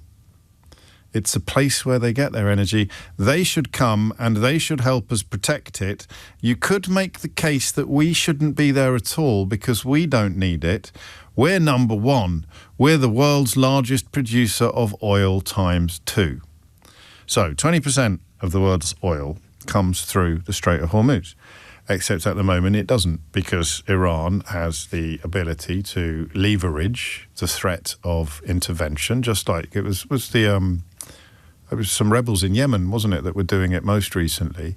It's such a tight bottleneck. Were they Houthi rebels Houthi terrorists, rebels in Yemen who were doing it? And Iran can do the same. So, they don't need to attack a ship for the people who are sending the ships to be aware that they could attack a ship and therefore they're not going to send the ship. But as Trump points out, the USA is a large producer of oil, so the 20% that makes its way through that channel is not going to have a massive impact on them. necessarily. I mean, his understanding of things is, of course, notoriously poor, but that would be the presumption that he's working on. And therefore, why should we even bother? So we've started an illegal war. The people that we've bombed have responded by closing this essential strait, this channel, this crucial channel. But we don't need the stuff that's coming through the channel, so why should we get involved anyway? Why don't all the people who didn't want to go to war and didn't join us in the war, why don't they come and undo the mess that I've made? Because the mess that I've made is going to affect them more than it's going to affect me. And that's America First for you. It is 11:42. Tom's in Maidstone. Tom, what made you pick up the phone? Oh, hi, James. Hello, I picked up the phone because basically we did have a way. I can see a way that we could potentially contribute. Contribute hulls towards an international group which would be accompanying ships into and out of the Gulf. In the 80s and 90s, the RM provided what was called Operation Armilla, which was usually when we deployed a group of 3 ships at the time, plus an RFA. And we basically... What's an RFA? Remember, I know nothing. Fleet Auxiliary. Thank you very much. That would be a tanker, which is a tanker and supply vessel. Yeah. So we would deploy those out to the Gulf. They'd operate at the lower end of the Persian Gulf and the Gulf of Oman, and basically we'd accompany big ultra-large tankers into and out of the Gulf. And this was at the time of the Iran and Iraq war, which I'm talking about. Okay. So we were there, we were a presence, we kept ourselves at arm's length from the Americans, who were also out there, and also the Russians as another power. They used to be present in the area. So we operated independently. Now, I can foresee that we could possibly collaborate with our European partners, possibly the Australians and the New Zealanders, to mount a similar type of operation where effectively we could say to Iran, we're not combatants, we're not belligerents, we are simply here to accompany the vessels into and out of the Gulf, pretty much as they've said that they are willing to allow us to do. Now, at that time, it was a hostile environment. I was there when the Iran Airbus was shot down by USS Ticonderoga, and it got a little bit hot at that time because basically the Iranians would lock us up with their shore-based missiles, and also with their warships popping up every so often. But basically, if we're operating as an independent unit or as an independent organisation, we're independent of the USA and Israel. That's all we need to be independent of. Independent of the war, as it were. Yeah. And this is a precedent. You're describing an effective precedent, not specific to the Strait of Hormuz, but specific to the broader region. Well, it's specific to the Strait of Hormuz because we had to accompany ships from... You went through there? Yeah. Oh, OK, forgive me. So it's an even bigger precedent than I initially understood. And this is why I suggested cautiously a moment ago that when Keir Starmer talks about a credible, viable plan in conjunction with allies, including many European countries, it might be a mistake to presume that that involves military engagement. You don't have to be military engaged. You're not putting boots on the ground. You're simply providing a protection. You're showing the flag. And basically, if you've got a coalition, it's not then just simply one country's maritime policy. I'd also add as a footnote that in 1982, during the Falklands, the Australians and the New Zealanders relieved some of our units by basically taking on the responsibility for us. So again, the Australians and the New Zealanders have got a precedent there as well. You're ex-Navy, obviously.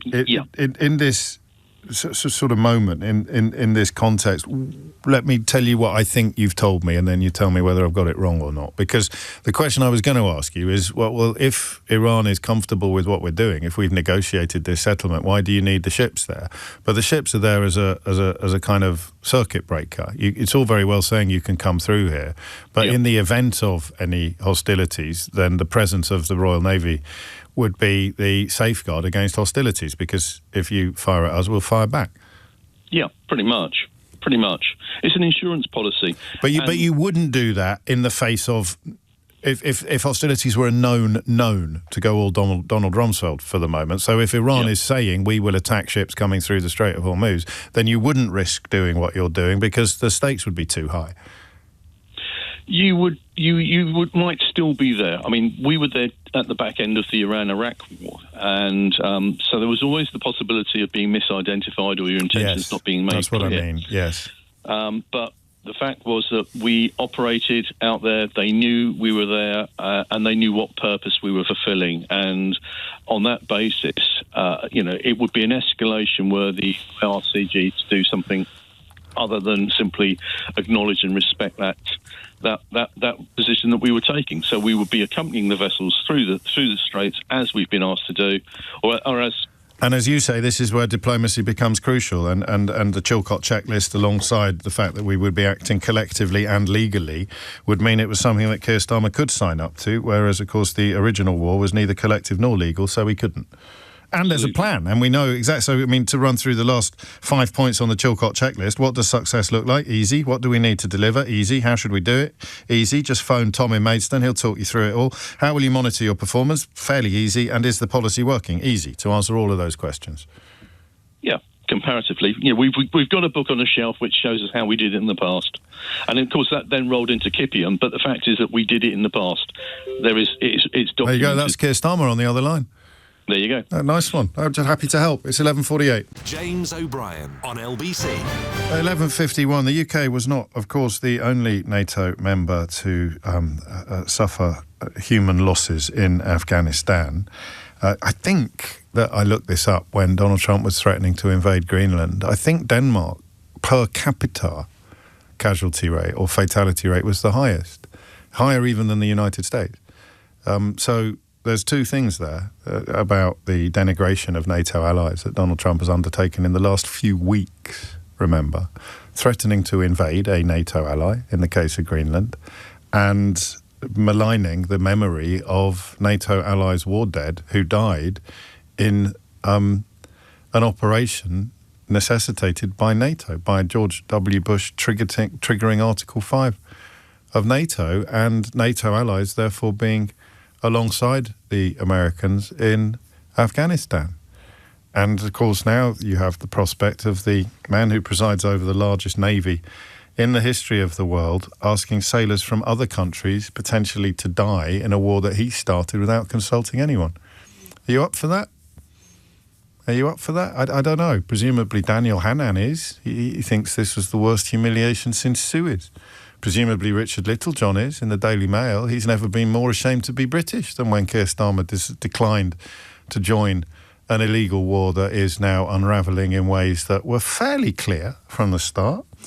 Daily Mail, of course, put Tony Blair's support for Donald Trump on its front page as a way of attacking Keir Starmer just a few short years since they responded to the Chilcot inquiry by anointing Tony Blair as a sort of de facto antichrist. So I know you're not as obsessed as I am with the amorality of the media in this country, but if you want to understand how a population can end up acting against its own interests on a nuclear scale, you need to understand what the mass media is doing.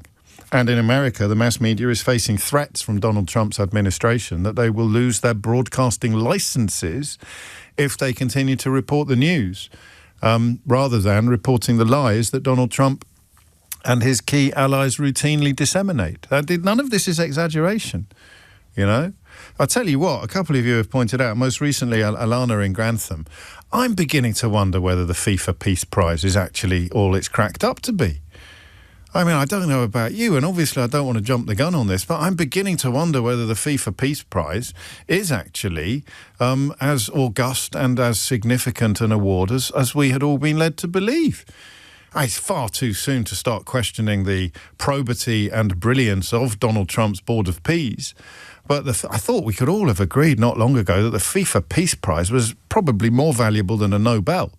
I mean, it was the biggie. It was the big kahuna of international peace prizes. And now here he is starting a war. 11:54 is the time. And the question continues. What should Starmer do? Or, if that's a bit early for that one, should he do more than he's currently doing? And the question that I am drawn to, because it's the way he keeps talking about a credible, viable plan. And if we're going to indulge my obsessions for a moment, why does everybody who got this wrong also... Why did everybody who's got this so horribly, dangerously and traitorously wrong, why were they also in favour of Brexit? And don't at me to tell me that you weren't, that you you voted Remain and you got this horribly, horribly wrong. Or you voted Leave and you got this horribly, horribly right. I'm talking about all of the prominent figures in the media and the political establishment. I would like to do a phone-in about that, but I can see that it might be a very personal and peculiar line of interest. But it's when he talks about a credible, viable plan. And I can't help thinking, if only people had pointed out that there was no credible, viable plan for Brexit, then maybe people wouldn't have actually voted for it, because they voted for all sorts of nonsense. But it may be too soon, and it may be too obsessional. That might actually be a case of Brexit derangement syndrome and Trump derangement syndrome joining forces to create a question that nobody except me is interested in the answers to. But think about it. Look at the political figures that were adamant Brexit was going to be brilliant, and then look at the media figures, and then look at the political and media figures who 2 weeks ago were attacking Keir Starmer for not getting involved in this illegal war. And you can draw two conclusions. Number one, it's not a Venn diagram, it's a circle. And number two, they never learn. Oh, and number three, they never admit they're wrong, these people. It's extraordinary, right? Martin's in Billericay. Martin, what made you pick up the phone? Good morning, James. Hello, Martin. I'm referencing one of your earlier callers. I don't have the brains of an archbishop myself. But have you heard that before, that figure of speech? That's superb. I love that. It's a new one on me. Go on. I've met a couple of archbishops. I mean, they're not stupid men. They're not stupid people, but on we go. No, my IQ, James, is well below that. But I just wanted to make a couple of points, because this is obviously a lot of moving parts in the whole discussion. Firstly, heating oil. My heating oil, I got a quote last Friday. Yeah. It's actually trebled. Yeah. It hasn't doubled. It's gone up from 55 pence a litre to 1.89 a litre. They're having a giraffe, aren't they? The suppliers, because there's no way that they're paying those. I mean, for the oil that you ordered last week, and you've probably got it on a regular order, have you? Exactly, yeah. Exactly. And I've written to our MP, James Cleverly, who's pointed to the CMA, the Competition and Markets Authority, and it's going to be raised, obviously, with them. Good. But the wider point, James, I think, going back to Keir, I think he's playing it exactly right. And I think drawing us into a potential conflict is the wrong way to go. And I agree with what he's done so far, playing his cards close to his chest, because this isn't a war that really I don't think America was going into. They've gone on the back of the Israelis with their wider ambitions in the Middle East. Well, that's certainly what Marco Rubio said initially. And then, of course, him being a senior member of Donald Trump's regime, he undid it and said the opposite 24 hours later. But and that, of course, leaves us all in a position where we don't actually know what the truth is. And increasingly, the temptation is not to care. But you can never give in to that temptation. No, the problem is there's one thing missing from our conversations so far this morning, and it is the delinquency of Trump notwithstanding, and the sort of murderous ambitions of Netanyahu. We can't just leave them to it, can we? I mean, there comes a point where they're talking about policing the Strait of Hormuz. I mean, really somebody, and this is, of course, what international law used to do, but doesn't anymore, and hopefully will do again. There's an argument for Starmer and whatever allies he's currently consulting with over what to do, actually essentially staying the hand of Trump and Netanyahu. They're the ones that need policing now. No, I agree, James. And isn't it ironic as well that Trump, I believe, had a conversation with Putin about releasing some oil that's non-sanctioned? I mean, that is just playing, one hand and then reapplying. The Putin angle is the only thing you can say with certainty about Donald Trump is that he'll never do anything that upsets Vladimir Putin. No. But I think... comparing Ukraine to Iran as well yesterday, essentially saying, they're probably helping the Iranians, but, hey, we're helping Ukraine, as if those two things are the same. It's extraordinary. And also, James, if I may say, the one thing that Trump did get right, probably last year now, is that Britain and the NATO allies do have to increase their spending on defence. Yes. So the peace of the world. Or well, certainly of Europe, anyway. if we were a more intelligent species, Martin, we would take two lessons from this, in my opinion. One is, yes, yours. The Francis Fukuyama reading of history has been proven to be completely wrong. It's not over just because the Cold War ended. The threats are existential and real, and NATO needs to adjust accordingly. It's not NATO's fault that they haven't, because the United States quite enjoyed its position as the dominant partner. But Trump has shown us that that is not something that can be guaranteed indefinitely. And the second thing would, for me, be renewables. It would be the other point that Keir Starmer made in response to that ludicrous question from the GBB's correspondent about drilling for oil that would immediately be sold on the world markets anyway, so it wouldn't provide any particular relief to people like you with your ludicrous bills being hiked up in Billericay. That's an argument for trying to rejig our energy market as well, so more spending on defence and more reliance on energy that's reliable and not dug out of the ground in the Middle East or similar. I'd have thought that was self-evident, but hey, what do I know? It's 12:01. James O'Brien on LBC. It's 4 minutes after 12. You are listening to James O'Brien on LBC. Thank you, Tom. You're right. I did miss an open goal. The ballooning bills in Billericay. My love of alliteration is well documented now, so you're pointing out the ones that I've missed. I continue talking about... We've got an LBC exclusive for you later this hour, by the way, involving Palantir, a company that we should probably all be working a little bit harder to find out more about. And Ed Davey on this occasion wading in to a scenario that involves Lord Mandelson, the Ministry of Defence, and the controversial AI firm Palantir. We'll be finding out more about that later this hour. I'm still obviously fascinated by the unfolding situation in the Middle East and the growing sense that Keir Starmer continues to get everything right on this. And not for the first time. I'm glad that I have been quite critical of Keir Starmer recently, because it insulates us from any accusations of bias or footballification. And people on the left really shouldn't have to face accusations of bias or footballification, because so many of them, or us, were absolutely unimpressed by Keir Starmer's predecessor. So the idea that you're going to continue waving the flag for a party, even when whoever is the leader, has been put to bed for a generation by the Labour movement. The Conservatives, unfortunately, still have. And Kemi Badenoch now is trying to accuse Keir Starmer of lying. I read a piece in the Daily Mail today.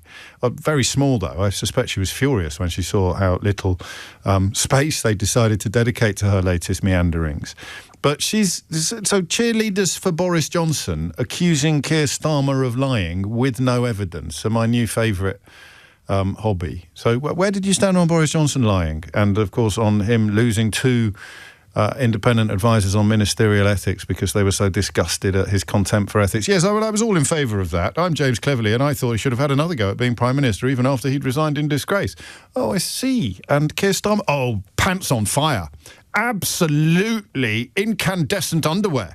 Keir Starmer, liar, pants on fire, down with him and all who sail in him.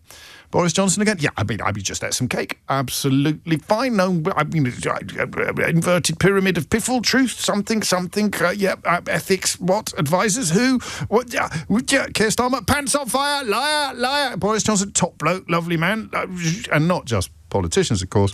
Some people who get paid for their opinions and their journalism fall into that category as well. And it is to them that we turn our attention next. Because I want you to tell me why. All of the people that got this wrong are also people who got Brexit wrong as well. Because on the outside, they don't have much in common. Why would joining an illegal war in the Middle East, particularly given that pretty much everybody now, with the benefit of 2020 hindsight, positions themselves as having been opposed to the war in Iraq or having been hideously misled by the dodgy dossier or the claims of weapons of mass destruction, the lessons of Chilcot, why would those two constituencies of British people be almost identical? And I'm talking largely about the political and media establishments.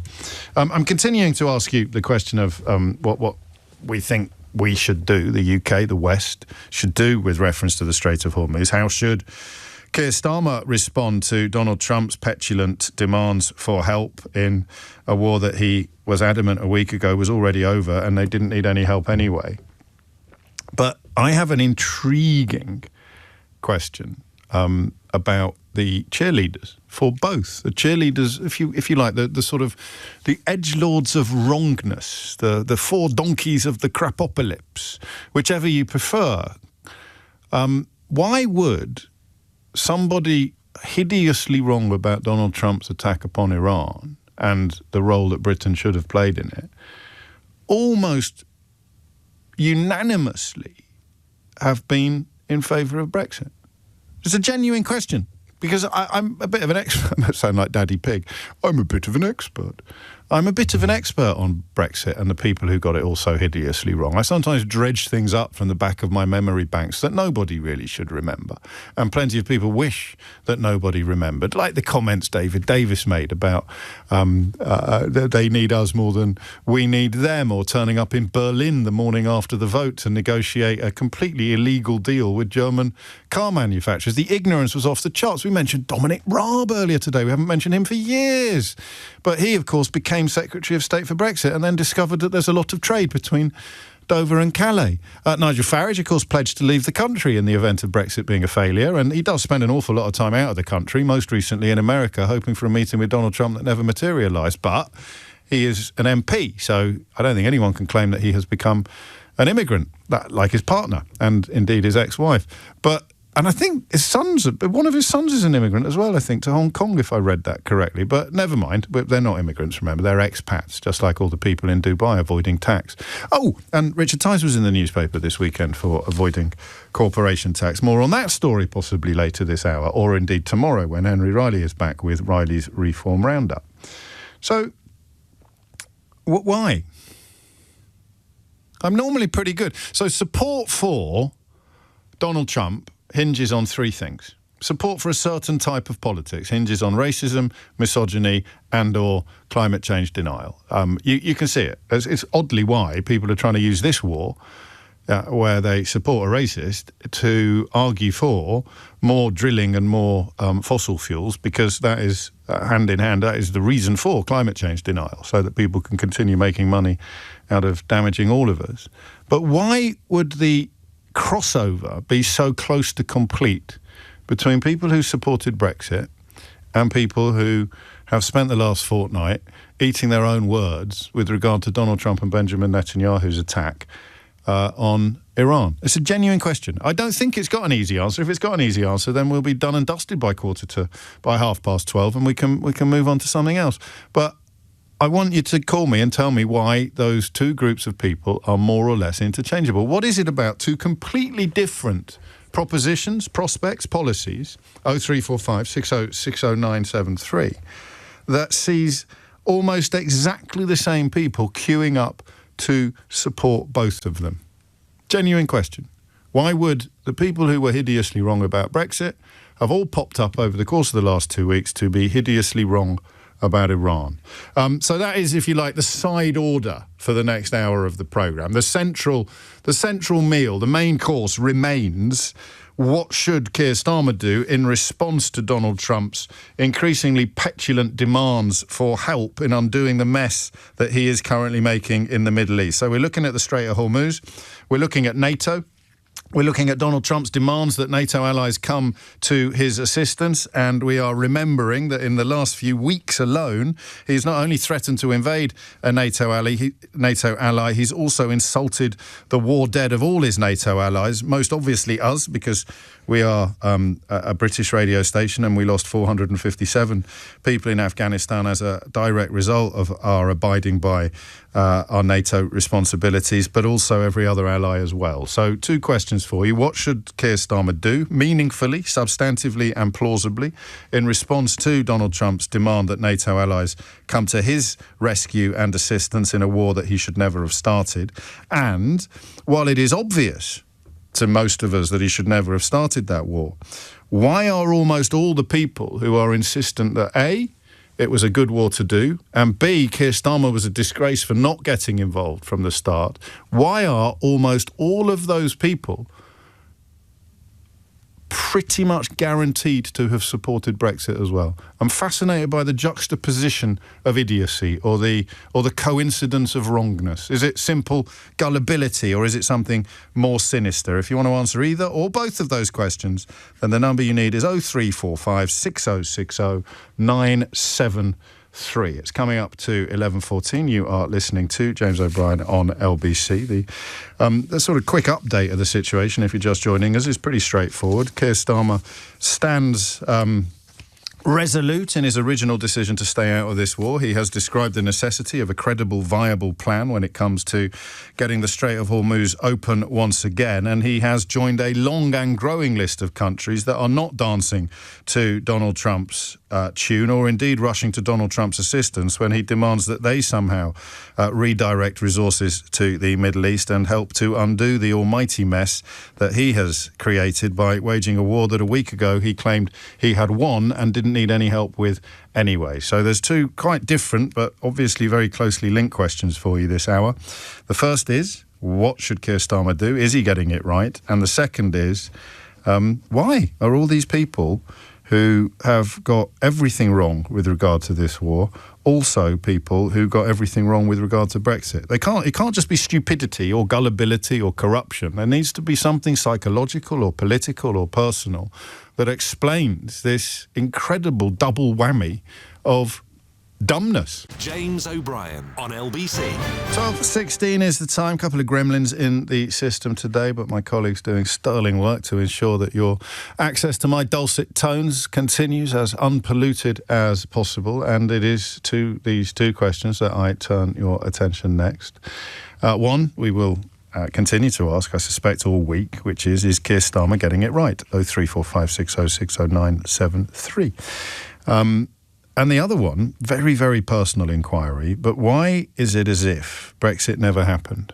When you look at the attention paid to people who have got the whole Iran scenario hideously and horribly wrong, why is it that they are almost all, when you look at my profession or when you look at the political establishment, they are almost all exactly the same people who insisted that Brexit was going to be brilliant, and until relatively recently would argue that it had actually or was actually going quite well. I just want to know why you think that is. Why does that supposed Venn diagram look so much like a circle? One or both of those questions. Murray's in Hertford. Murray, what would you like to say? Hello there, how are you? Very well. Just my observation on this is it comes down to something that's very similar to the States. When you have a figurehead like Farage, who has positioned himself like a mini Trump, I think a lot of people are frightened to go against what Farage says, and Farage therefore sets the agenda with a lot of people. Because if it'd been interesting, if Farage... Are you sorry to interrupt, are you talking about normal people, or are you talking about politicians and pundits? Because I think... I mean, far be it from me to defend Daily Mail columnists, but I don't think they're frightened of Farage. They might fetishise him, they might, fancy him in political terms, but I don't think they're frightened of him necessarily.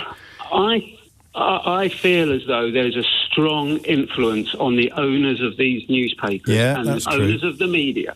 I don't think you can be a Daily Mail columnist and have views too far away from what the citadel of Farage says, because I think there's going to be a lot of situations where these people who are the mega wealthy understand, and they've looked across the pond, that if they get someone like a Trump in, which is our Farage, they're going to make a lot of money. You look at deregulation coming through. You look at, I always make me laugh when they used to talk about supply side reform, basically just doing away with employment rights and certainty. Yes. So, in answer to your question, I think there's a couple of other layers to that, and you've discussed it before in your book. I think there's a point now where saying I was wrong is almost impossible for a lot of normal people. Yeah. So if you think about people who have boxed themselves into position, and I've spoken to you on the phone about Brexit before, and the David Davis situation about the deal was in Munich the next day. Munich, I not think Berlin. It's almost impossible for a lot of people to backtrack And your researcher was asking me, but why would Kemi Bader not be doing the same then? She's not in ad hoc to Farage. No, of course she's not. But I tell you what, she, more than anyone, needs some of those voters that are to stay on side. But you said, I mean, this is going to sound odd coming from me, but I think you're bigging him up too much. I think you're... Because, I mean, the public opinion is massively opposed to this war and massively opposed to any involvement or engagement with Donald Trump. And they came out of the blocks. I mean, you could obviously have set your clock by the speed with which Nigel Farage would do whatever or come out in favour of whatever Donald Trump or Vladimir Putin were doing. But you're mistaking the amplification that these people have. But they all came out of the blocks at 100 miles an hour. So why would? So let's. I mean, what you're doing, of course, is pointing out it's very hard to find somebody who was in favour of Brexit who hasn't turned out to be either Farage adjacent or a bit racist. So Dominic Cummings used to hold his nose, of course, when he was talking about Farage. But lo and behold, it turns out that he was just as nativist and grim as Farage was all along. He just didn't think the public was. I think there's a situation here that I think we underplay the fact that a lot of people are now so wedded to something that they can't see the wood for the trees. And the other problem as well is now that I think we underestimate as well just quite how much money a lot of very wealthy people who already are going to make. And they're calling the tunes. All right, one little fly in the ointment of your reasoning, which would there'll be many. There'll be many. Well, I can only think of one, and that would be Andrew Neil, who actually was writing relatively clear-eyed critiques of Donald Trump a few weeks ago and pointing out what was obvious to everybody, honest from long before that, but better late than never for Andrew Neil, and he was getting it right, and then he went all in on the war, and I don't think he's a particular fan of Nigel Farage, so why would someone like Andrew Neil, obviously a Brexiter, despite being allowed to work for the BBC throughout, why would Andrew Neil be in favour of war being waged by a man that he was beginning to recognise the hideousness of, and of course be in favour of Brexit, leaving Farage entirely out of the equation? What's wrong with him? I think he just likes the oxygen of publicity. Down with that sort of thing, Murray. Down with that sort of thing. I mean, crikey, you're boxing me into all sorts of unfamiliar and uncomfortable positions here where you don't need to be as old as Methuselah to remember when Andrew Neil was a brilliant journalist and in many ways the best interviewer that we had. So he's not thick, and I don't think that his vanity extends to saying stupid things for coins or attention. His critique of Donald Trump last month was really strong and good, but the speed with which he started rattling sabres and accusing, what did he say? My American friends are asking me whether Britain has lost its marbles, and when I look at Keir Starmer not joining the war with Donald Trump, I have to argue that he has. And then I think a week, well, he was on our reverse ferret list, wasn't he, last week? He was one of the contenders for King or Queen of Reverse Ferret, although I think Nigel Farage beat him to the crown with Kemi Badenoch in a close second place. Andrew Neil came third. And Dick Littlejohn was only in fourth because so many of you had no idea who he was. So it may have been that his reverse ferret was more screeching than anybody else's, but you can't win if you are a relative non-entity, albeit that you're still paid large sums of money by the Daily Mail to be wrong about everything and to be bigoted about everything else. Thank you, Murray. James is in Leighton. James, what's going on? All right, yeah, I think I might have got it. I'll be the judge of that, champ. Yeah, I think it comes down to a whole bunch of isms, basically. You've got like colonialism, jingoism, but then imperialism. It's just like the same people that they had with Brexit, and the reason they think we should get involved in this is because they always hark back to the fact that, Great Britain should be in control of the world, and, we should take back our borders and sovereignty and all this kind of stuff. And we should go and sort those Arabs out, even though they're not actually Arabs. I think it's always this thing that is like we think that Britain should be in control and leading the world, and everyone should be... To knit together as many of these isms as possible, we would be talking about a form of white supremacism? Yeah, I think it is a bit of that. Or certainly the Britain is this sort of, what was the word for it? It's British exceptionalism. Exceptionalism. There's a lot of isms. You're not kidding, are you? Yeah, so I think it's all... If you just round up all of those isms... And they've always got their own reason for it. Part of it is this sort of blinded patriotism, but it's a thing that they always use to the Daily Mail readers and everything to sort of like distract from everything. It's always just like, Britain's great, it's all wonderful, even though we're really not the power that we used to be. Rule Britannia. Britannia waves the rules. Spitfire, Churchill. It's all that kind of stuff. A bit of Churchill, a bit of Spitfire, a bit of warm beer, and a bit of Facebook pages about eating spangles and drinking straight out of the garden hoses. I mean, that's definitely a massive bit of Brexit, and it is all of those people's misfortune that they live in a world that doesn't exist and hark of a dream of returning to a world that never existed. And I was thinking a bit about the Commonwealth this weekend, because they used to insist when they were telling us to come out of the European Union that we would be able to rebuild our bonds with the Commonwealth, and that Commonwealth countries would fill the holes that would be left by European workers. And then they did, and now they're talking about deporting them. So that was obviously a massive lie. Colonialism, though, would explain that more than jingoism. Why does that... So... You know, I'm obsessed with the idea of Barack Obama going to war against Iran. And, of course, your isms mean that they wouldn't have supported Barack Obama if he'd waged war in Iran because he was the wrong colour. Yeah, exactly. The same people. And he's got the wrong middle name for them as well. Nostalgia. So it's a conversation of nostalgia, bigotry, and all the isms. Yeah, it's almost the whole slightly different point. But my wife's an Australian from the Commonwealth. Oh, yeah. She's been on indefinite leave for a very long time. We're in the process of trying to get a citizenship because as a Commonwealth person, her indefinite leave is going to be revoked probably sometime in the future. But yeah, I think isms. I think there's lots and lots of isms and there's sort of blind flag waving. I've just driven through Waltham Cross and there's a lot of sad looking flags half at mast down there as well. So yeah. I think I thought when you were talking, there's another crossover. People putting up tatty flags. People voting for Brexit and people thinking that we should have joined a war in Iran because Donald Trump was leading it without any real understanding of what the consequences would be or what the rationale for doing it was. I like it. I mean, I'm taking the isms. I was hoping, to be honest, I don't want to say for something more sophisticated, but something a little bit left field, something coming out a little bit... less expected. Lewis is in Putney. Lewis, what would you like to say? Hello, I'd like to give you my theory on why there's the overlap. All right, so my theory is pre-2016, pre-Brexit, a lot of the talk was about how we need to have better unions, global trade, and especially with the US. And we need to be close to them. They're the biggest market in the world. And so this was all before Donald Trump got elected. And then post-Brexit, it's much more protectionist worldviews now, especially now. And so before, when they were saying we need to be much closer to the US, they were like, he's the better ally. And they portrayed the EU as the enemy. They don't have our interests at heart. And especially since Trump came in for the second term, where he's been imposing tariffs, he's been acting much more like an adversary.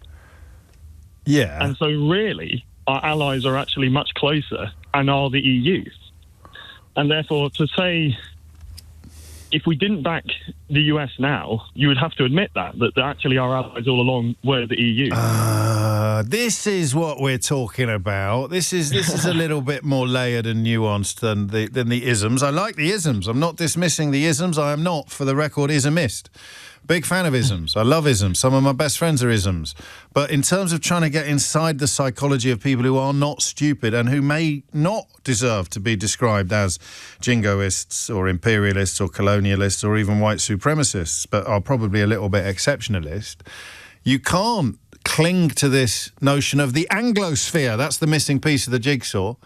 You can't cling to the notion of the Anglosphere, which underpinned a lot of the Brexit bigotry, without going along with whatever Donald Trump does. Exactly. And so, obviously, if you're much closer economically as a union and you can live and work in Europe, you would obviously see that people are not your enemies. Yeah. And that they're your friends and even family. I'm it extremely lucky, man, that I have a German girlfriend and I go to Germany a lot. It's an exceptionalism thing. I mean, in fact, it goes hand in hand with the isms. It's not an either-or, this, because you only have this exceptionalism or this... I remember the first time I heard Daniel Hannan use the word Anglosphere, and I didn't know what he was talking about. But, of course, it's a euphemism for white people. I mean, he doesn't... When he talks about the Anglosphere, he does not mean Barack Obama.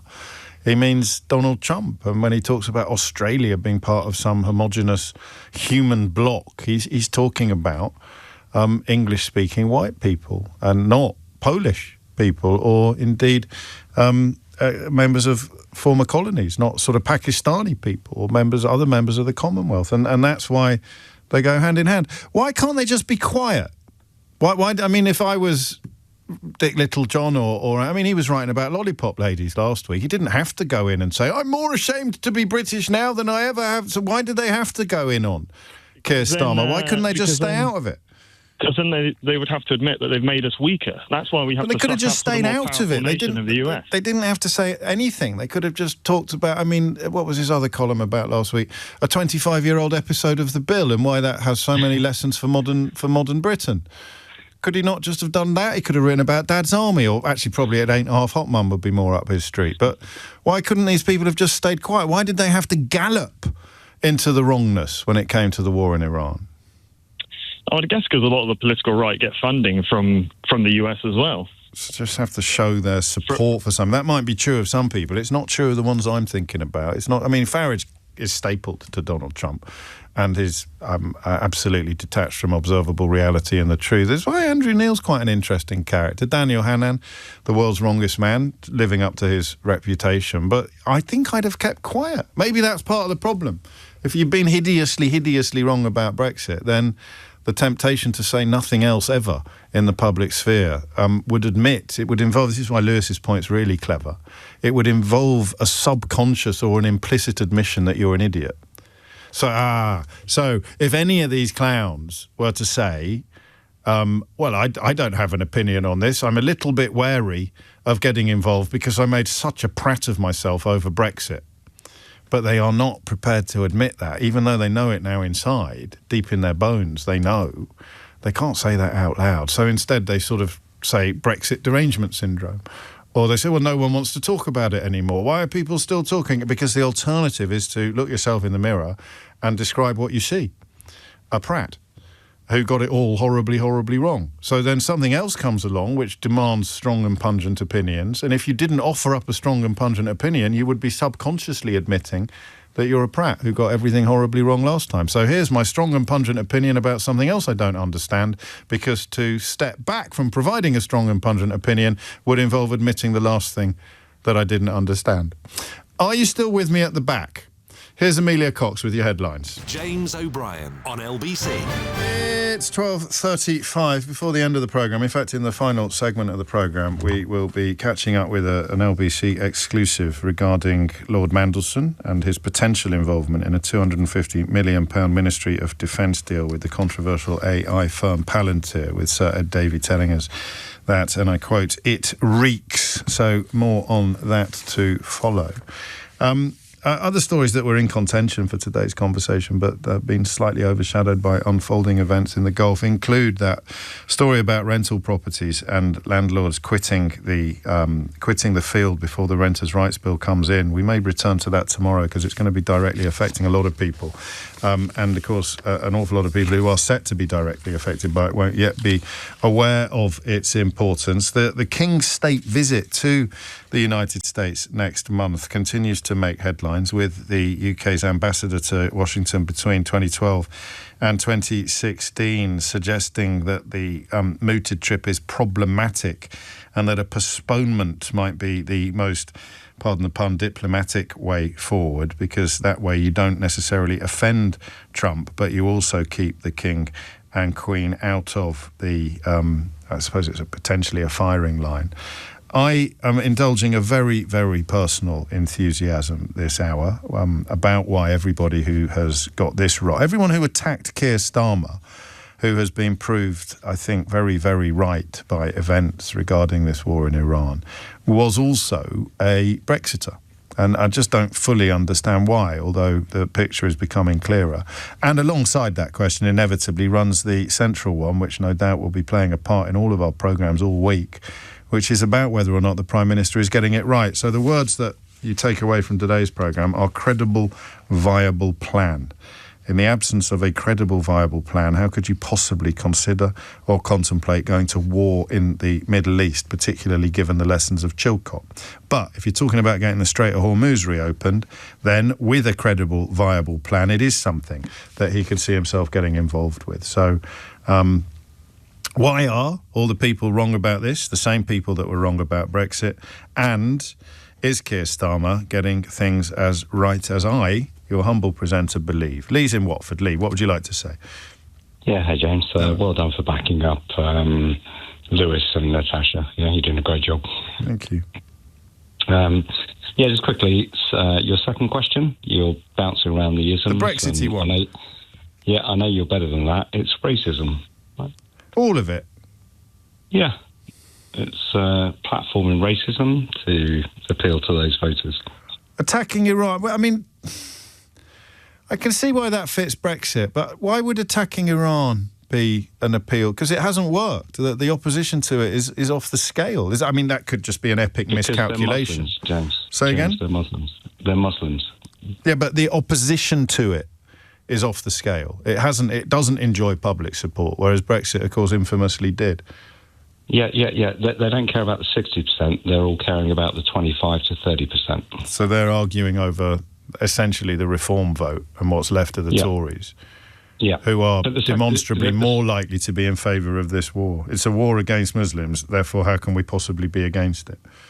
Exactly, right. So, the isms, there's 100 isms, but the most important is racism. The other one is a phobia, Islamophobia. Right? So, and xenophobia as well. There's 2 obias for you. But, on your second question, which is probably the more important, there's no way that Navy assets... Everyone's a critic. Obviously, the second one is considerably more important than my personal psychodramas about people who chill me to the core.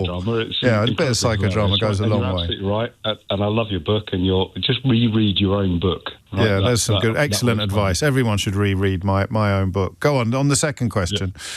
Yeah, the second question is very simple, right? There's no way a naval deployment in the Strait of Hormuz will reopen the strait. It needs a ground force covering 250 kilometres of coastline. There's no way anyone is putting ground troops. What people miss, James, is in the FT call that Trump did. Yeah, it's with Edward Luce. With Edward Luce. He said other nations should put commandos on the ground to take out the bad guys on the coast. So he's got very, very limited options, of which... I mean, I said in the middle of last week, the beginning of last week, the best case scenario now is for him to call the whole thing off and then pretend it never happened. And I still stand by that. Ground troop invasion, right? Because that's what his advice is. Yeah. He's now being told the only way you can actually do this is by escalation, and there's no earthly way you can do that on your own. No, especially with the US popular, the voters. They're very against it as well. They're very against it as well. But back in the real world, Australia, Japan, South Korea, Germany, Finland, Sweden, Portugal, Spain, Italy have all said, we're not getting involved in this until it's a safe combat zone. And so have we, actually, to be fair to Keir Starmer. That's exactly what Starmer said. Making it clear that this is... And then that question of every single person, even the ones that seem to be quite intelligent, who has been attacking Keir Starmer and calling for more war and calling for us to get involved, every single one of them gets filed under some variation of bigotry. It's either white supremacism or English exceptionalism or jingoism or Islamophobia or xenophobia. It is just, this guy, he's the massive racist. Whatever he's doing, we have to support it. And if it involves killing Muslims, then there is absolutely no debate to be had whatsoever. Yeah, and also we'll send our troops to be killed on his behalf in order for us to get 30% of the vote. All arguing over that, and it's not even 30% of the vote, actually, but the people who are more likely to have positive views of Donald Trump and indeed positive views of this war are, by definition, the people who understand nothing except their own hatreds, or the Faragists, as you might choose to refer to them. Makes Kemi Badenoch's position even madder than usual, because there is a huge army of dispossessed former Tories who are disgusted by Donald Trump, and in fact who were also disgusted by Brexit, but she's made it pretty clear that she doesn't think there's any point in wooing them, and therefore she won't. Thank you, Lee. John's in Edinburgh. Take us back to the bigger question, John, the question of what Keir Starmer is up to and how he's doing. What would you like to say? Firstly, afternoon, James. I trust you're well. I'm extremely well, John. How are you? You sound quite chipper. I'm in a very chipper place at the moment for the last few months. I don't know why, because the world continues to burn. But on we go, John, on we go. OK, well, firstly, thanks for taking my call. You've asked two questions. I'll try and answer the first one first. Go on. I think Keir Starmer's playing an absolute blinder. I think he's not walking one tightrope. He's walking two. The first one he's walking is long-term relationships. Just to pick you up on something there, John, I think it is technically easier to walk two tightropes than it is one. Never tried it. I could be wrong, but I'm just thinking in terms of balance. You've got a slightly easier job. You're right. I might need a bigger pole to hold this. Sorry, carry on. OK, firstly, and glibly, this is not our monkey, this is not our circus, for one. And everything falls out of that. Why should we be drawn into a war with a convicted criminal and a civilly convicted criminal who's trying to avoid impeachment, and Netanyahu's trying to avoid going to court for corruption? Yes. It's all wrong. In terms of what do they do, which I think was the question, they do what they should do. All wars end in diplomacy. So think about it, this war's going to end at some point, and it's not going to end by people running around the ground shooting one another. It's going to end by diplomats. So that's where it should start and end. But there's three different things going on here, and I would argue that when it comes to international fuel prices and when it comes to attacks on our bases or our allies, then it is our circus and it is our monkey. And that's why Starmer's position has to change slightly between those three propositions. Should we join the illegal war? No. Should we respond when retaliatory attacks target ourselves or our allies? Well, yes, reluctantly, but definitely. And then, should we be involved in the reopening of the Strait of Hormuz, given its impact on international fuel prices that affect British voters? Then again, I think, yes, we should be involved, but not in the way that Donald Trump wants us to be, and more likely in a way that other callers have suggested would involve, as you've just alluded to, the diplomatic path, the diplomatic tightrope. Yeah, so maybe you're right. Maybe there are three tightropes. There's three tightropes. I mean, I don't know whether that's easier or harder than one tightrope, or two. What's harder? Oh, never mind. But he's successfully negotiating all of them, however many there are. Yeah, and I would agree with that, because you think about the oil aspect that's coming through the Strait of Hormuz. My understanding is it's 20% of the world's oil. I think that's the number that's been put out there. Of that 20%, 80% of it goes to China. Now, my again, and theirs is still going through, I think. Yeah, of course it is. And so my understanding, or my view is, in terms of trying to retain some form of integrity, self-respect and dignity through all of that, which I think, yes, there's a price to pay. I think you have to take the pain on the oil price, because it will go away eventually. And just sell it to the British people as the right thing to do. I mean, this is where principle and pragmatism once more lock horns with each other. And in the past, Starmer has well, there's your twin tightrope again, has successfully managed to ride both horses, to engage in pragmatic reasoning, while also having some fairly clear principles that he won't resile from. I think it would be harder than ever in the circumstances that you describe. I'll tell you what, though, John, thank you, mate. We have opened up a right old hornet's nest now with that very lazy observation of mine that walking across two tightropes would be easier than walking across one. Amit's outraged. He goes, no way. Oh, no, he writes. Two tightropes would definitely be harder. And Darren in Weymouth, two tightropes would be much harder because they'd move independently of each other. Otherwise, it's just a broken rope ladder. It's not. It's going across, mate. So I'm imagining it. And if I start wobbling to the left a bit, what do you think? Should we save it till Thursday? Do it on Mystery Hour? What would be harder, walking across one tightrope or walking across two with a foot on each? Because then you'd have to sort of shuffle. If you take your foot off, I think one tightrope would be harder than two. In fact, let's dedicate the whole of tomorrow's show to this question. What would be harder, walking? And I want video evidence of you actually trying to work it out for yourself. It's 12:46. James O'Brien on LBC. 12:49 is the time. Before we bring a rather fascinating LBC exclusive to your attention, just I never know whether to be annoyed with you or not when you get more excited about the gibberish that I spout than you do about the really hardcore and expert attempts to analyse current affairs and the international real realpolitik, but I've had more messages about whether it would be easier to walk across 2 tightropes than 1 than I have about almost anything that we've done on the programme in the last month. Let me rattle through them quickly. 2 tightrope, no, we've done that one. Oh, no, here we go. Matt, playing a very strong card. My uncle was a professional tightrope walker. Really, Matt? Was he? And he confirms that 2 tightropes are always better than 1. But he did always tell me never to try any tightrope, though. Walking 2 tightropes would be easier than riding 2 horses, points out Alan in Belfast. Matt speaks for many, different Matt, when he says you would end up doing the splits on 2 ropes, and nobody wants to see that. Sean added and nobody wants to see that. It depends entirely on the distance between the 2 tightropes, says David in Lewis. 12:50 is the time. Alex Taylor-Brown is an LBC reporter who has the things that he has done politically remain in place. I hope I've summed that up correctly, Alex, but I will leave it to you to provide the further detail. Yeah, James, there's quite a bit of backstory to this. So if I lose you, prod me with the LBC big pointy stick. This all stems from a meeting that took place in Washington in February last year between Lord Mandelson, when he was British ambassador to the US, the Prime Minister, and the CEO of Palantir, Alex Karp. There was a photo op for this meeting. However, the notes on said meeting and what was said between the three are seemingly not available. In December just gone, a £250 million deal was then signed between the government and Palantir, which will see the AI firm invest up to $1.5 billion in our defence.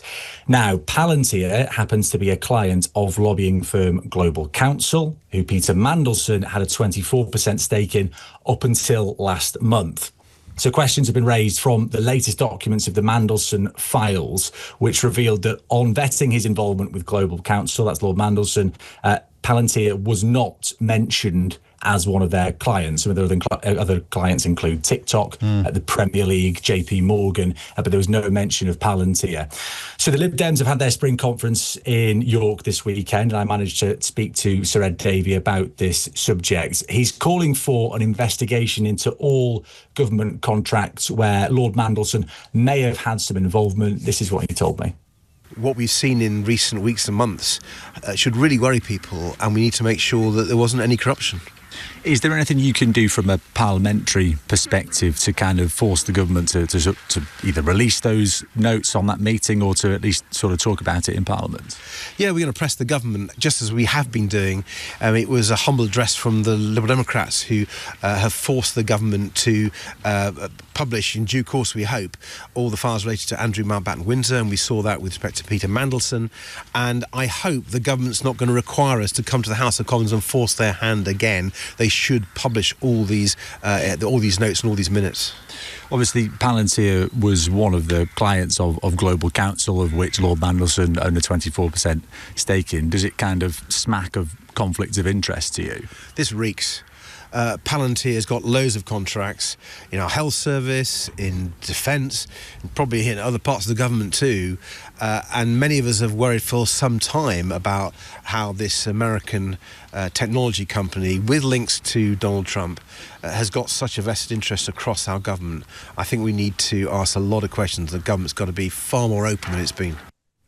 The Ministry of Defence, James, insists that Mandelson played no part in that deal, and that Defence Secretary John Healey says that the decision to go with Palantir was his alone. Palantir is this name that we kind of keep hearing now and again when it comes to government contracts. There are some concerns around the tech firm. There have been claims it's been used by ICE agents in the US to pinpoint people for deportation by accessing their medical records. Well, Palantir has contracts within the NHS. And there are fears from some politicians, including Green Party leader Zach Polanski, that it could be used in a similar way here. The company's also got contracts with the Israeli military. And Alex Karp, the CEO, who I mentioned earlier, was heckled last year at an event where someone said, "Your technology kills Palestinians," to which he responded, "That's true, mostly terrorists." Now back to that February 2025 meeting, and Palantir say no contract was discussed at any point, that the meeting was typical government business. So Sir Ed Davey effectively saying, well, if that's the case, then show us what was said. Show us what was said then. Lord Mandelson relinquished his shareholdings in Global Counsel last month following his arrest on suspicion of misconduct in a public office, of which he remains under investigation. But James, more questions around Lord Mandelson, his time as British ambassador, and the potential role he may have played in this lucrative government contract. We have to say as well, his legal team have been approached for comment. What got your antennae twitching on this, Alex? Where did your interest spawn itself? Palantir is obviously it's as I say, we keep sort of seeing that name time and time again, and we had that latest release of the Mandelson files. Like any good journalist, I was asked to go and speak to Ed Davey in a field full of alpacas over the weekend in York. So why would I not want to discuss vested interests of defence and lucrative contracts whilst Ed Davey was feeding alpacas? But the missing bit of the jigsaw, until you had that meeting this weekend, was the fact that Palantir had been a client of Global Counsel, and that Palantir shortly afterwards signed a big deal with the UK government. And Peter Mandelson had essentially facilitated a meeting between the CEO of Palantir and the Prime Minister of the United Kingdom. And they're claiming coincidence on all of this. Yeah, and you know, there was that separately a US-UK tech deal as well, that within these files, that a letter by Lord Mandelson to the embassy staff upon him leaving his role as UK ambassador to the US, that he was incredibly proud of. Again, that sees billions of pounds of, you know, AI tech between the UK and the US. And whilst it's not specific, this was a separate contract in terms of Palantir and its military involvement, again, that element of Palantir is mentioned within the US-UK trade deal. And if, you know, Lord Mandelson saying he's incredibly proud of that, there was this meeting in February 2025 between him, the Prime Minister, and the CEO of Palantir. Again, the antennas, as you say, sort of twitching on that one. And Global Counsel is no more, right? Yeah, so they go into administration, and yeah, so just checking. Yes. So they went into administration, and in February, their chairman Archie Norman said that Peter Mandelson no longer has any shareholdings, role, or association with Global Counsel, no influence over the firm in any capacity, saying that they're independently governed and continue to focus on serving their clients. But yes, they have gone into administration. Top man, great work. Thank you, Alex. Alex Taylor-Brown there with a story that I suspect will grow in interest as more people become aware of it. You can read his full report over at lbc.co.uk.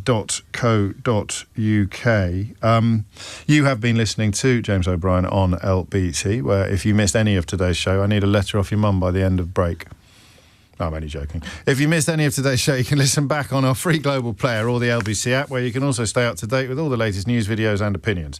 Podcasts galore, including, of course, James O'Brien Daily, best bits of this show every day, and Full Disclosure, which is an absolute humdinger this week. So do download the official LBC app for free from your app store now. Coming up at 4 on LBC, it's Tom Swarbrick. But now it's time for Sheila Fogarty. James O'Brien on LBC.